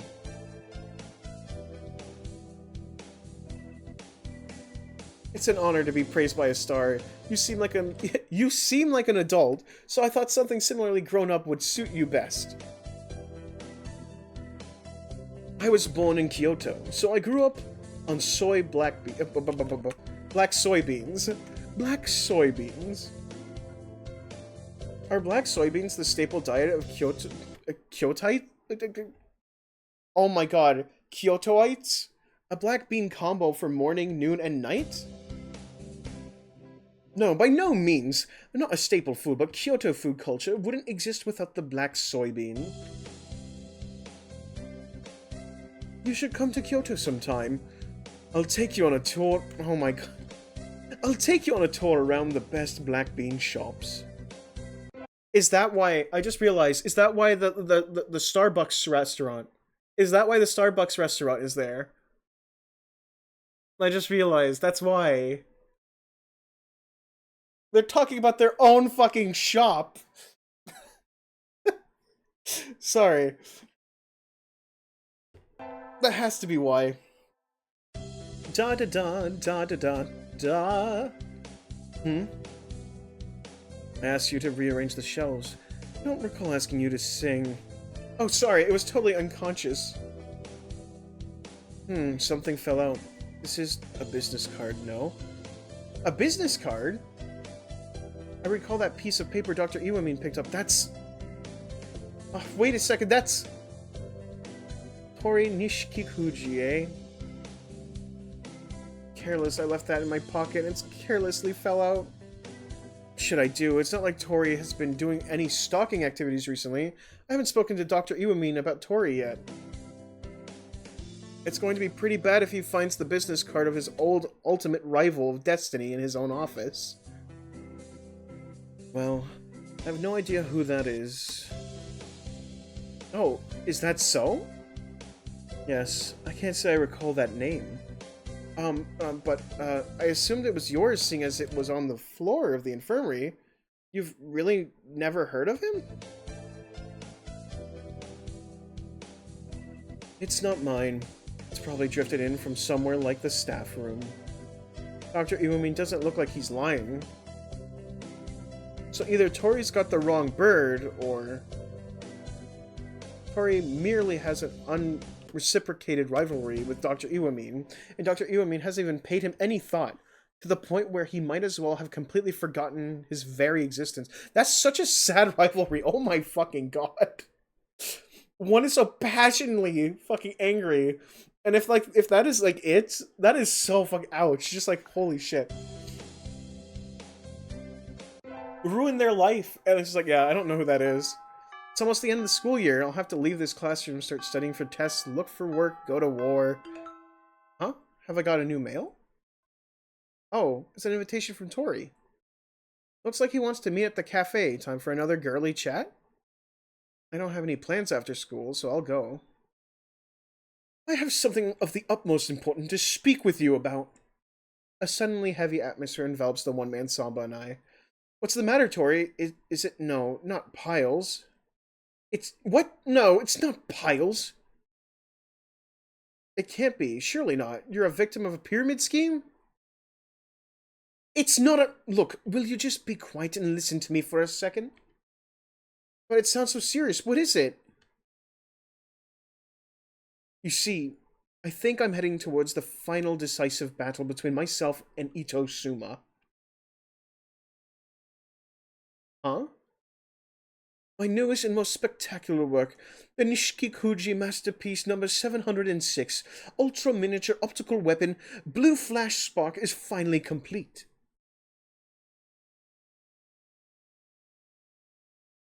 Oh, and don't even think of trying to break it.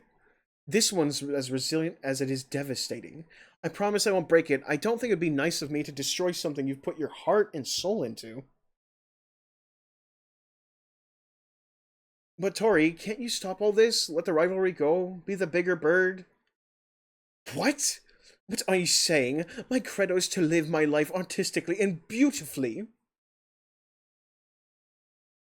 My way of life was ruined by one singular chukar partridge. That Ito Suma sullied my name and trampled me gruesomely underfoot. But Tohri, Dr. Iwamin has absolutely no idea who you even are. Huh? What did you just say? He doesn't remember me? He said he doesn't recall anyone called Tohri Nishikikuji. That fool! Even though we were such fierce rivals, how could he? I know this sounds harsh, but I wonder if to Dr. Iwamin, you were just inconsequential? Not even worth thinking about?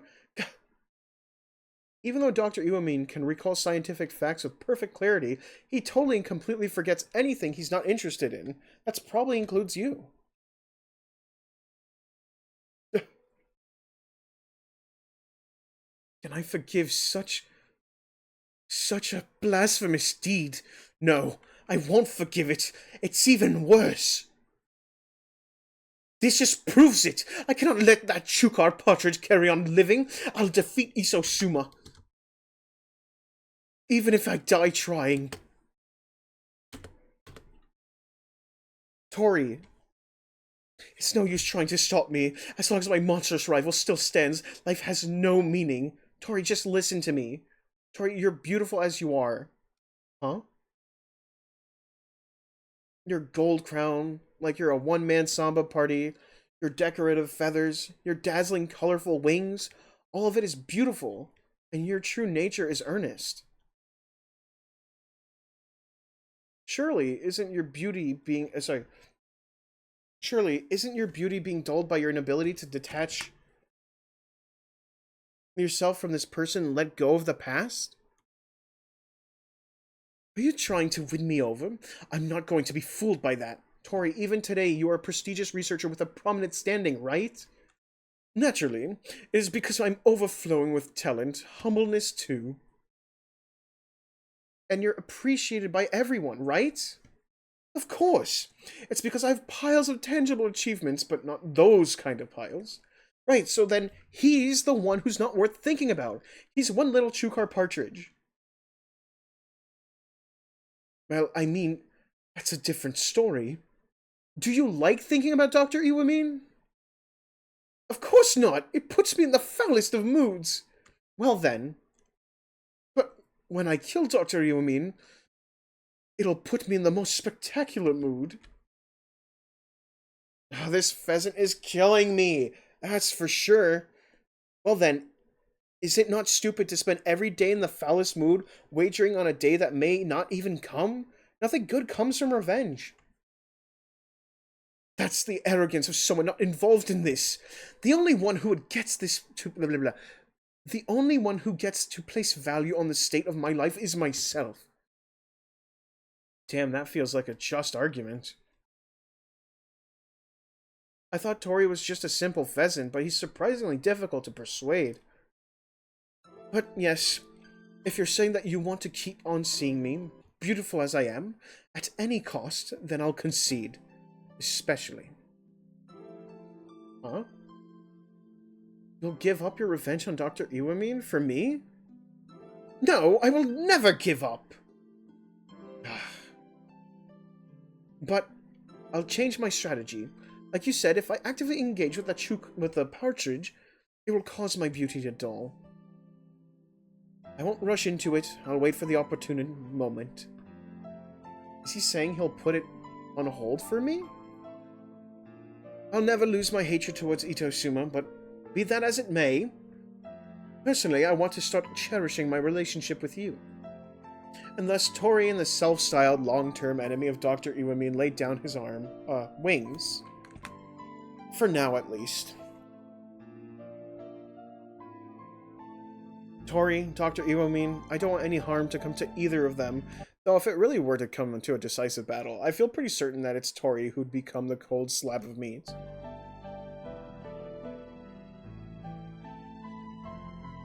Now my new life together with Tohri begins.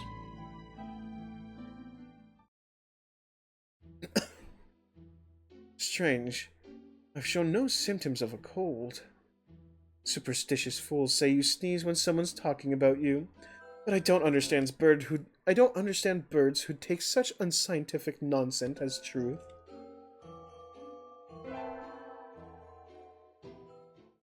Okay, well, that was the bonus route that we don't have access to. Sorry that it might have been a bit scuffed, and that we had to use someone else's stream. Again, big thank you to Skaz4. I think that's the user who made this video. I really appreciate you uploading this with no commentary. I'm glad we could finally get the final story route that we forgot about. There's the artwork for it. Kind of blocked by the thing, a decisive battle. Can we, like, kind of just, like, pause it on the artwork here in a second? We barely get a chance, like, see the artwork. I just want to see the artwork, because we don't see this. There we go. A final decisive battle averted. Time for you to head to bed immediately. Sorry to keep you up late. That was one way of doing that. I'm glad that we got that done. Again, that's it. That's all the, like, game-related content for that game. So, that was that. That was Hatoful Boyfriend. All the bonus content for Holiday Star, and the one route I had forgotten about, and then remembered. Again, I will say, sorry about the scuffed way I was supposed to stream this. I tried to do it normally, but alas, that didn't work. But, given that we're all done here, I hope to see you next time, very soon. I'll probably start streaming tomorrow, the day after tomorrow, maybe tomorrow night. I don't know. We'll figure it out. But I really hope you all enjoyed Hatoful Boyfriend. It's been fun being able to share something that's, like, close to me with you all. I absolutely love this, like, this series. Love it to bits. I'm glad I could finally get to streaming it. I've wanted to stream it for years. I mean years, and I waited and waited. But here we are. Anyways, I'm gonna go to bed. Well, bed. I'm not going to bed. I'm not that tired yet. But, I'm gonna head out for now. Again, you all take care. Have a great time. And I'll talk to you all next time. Bye-bye, everyone.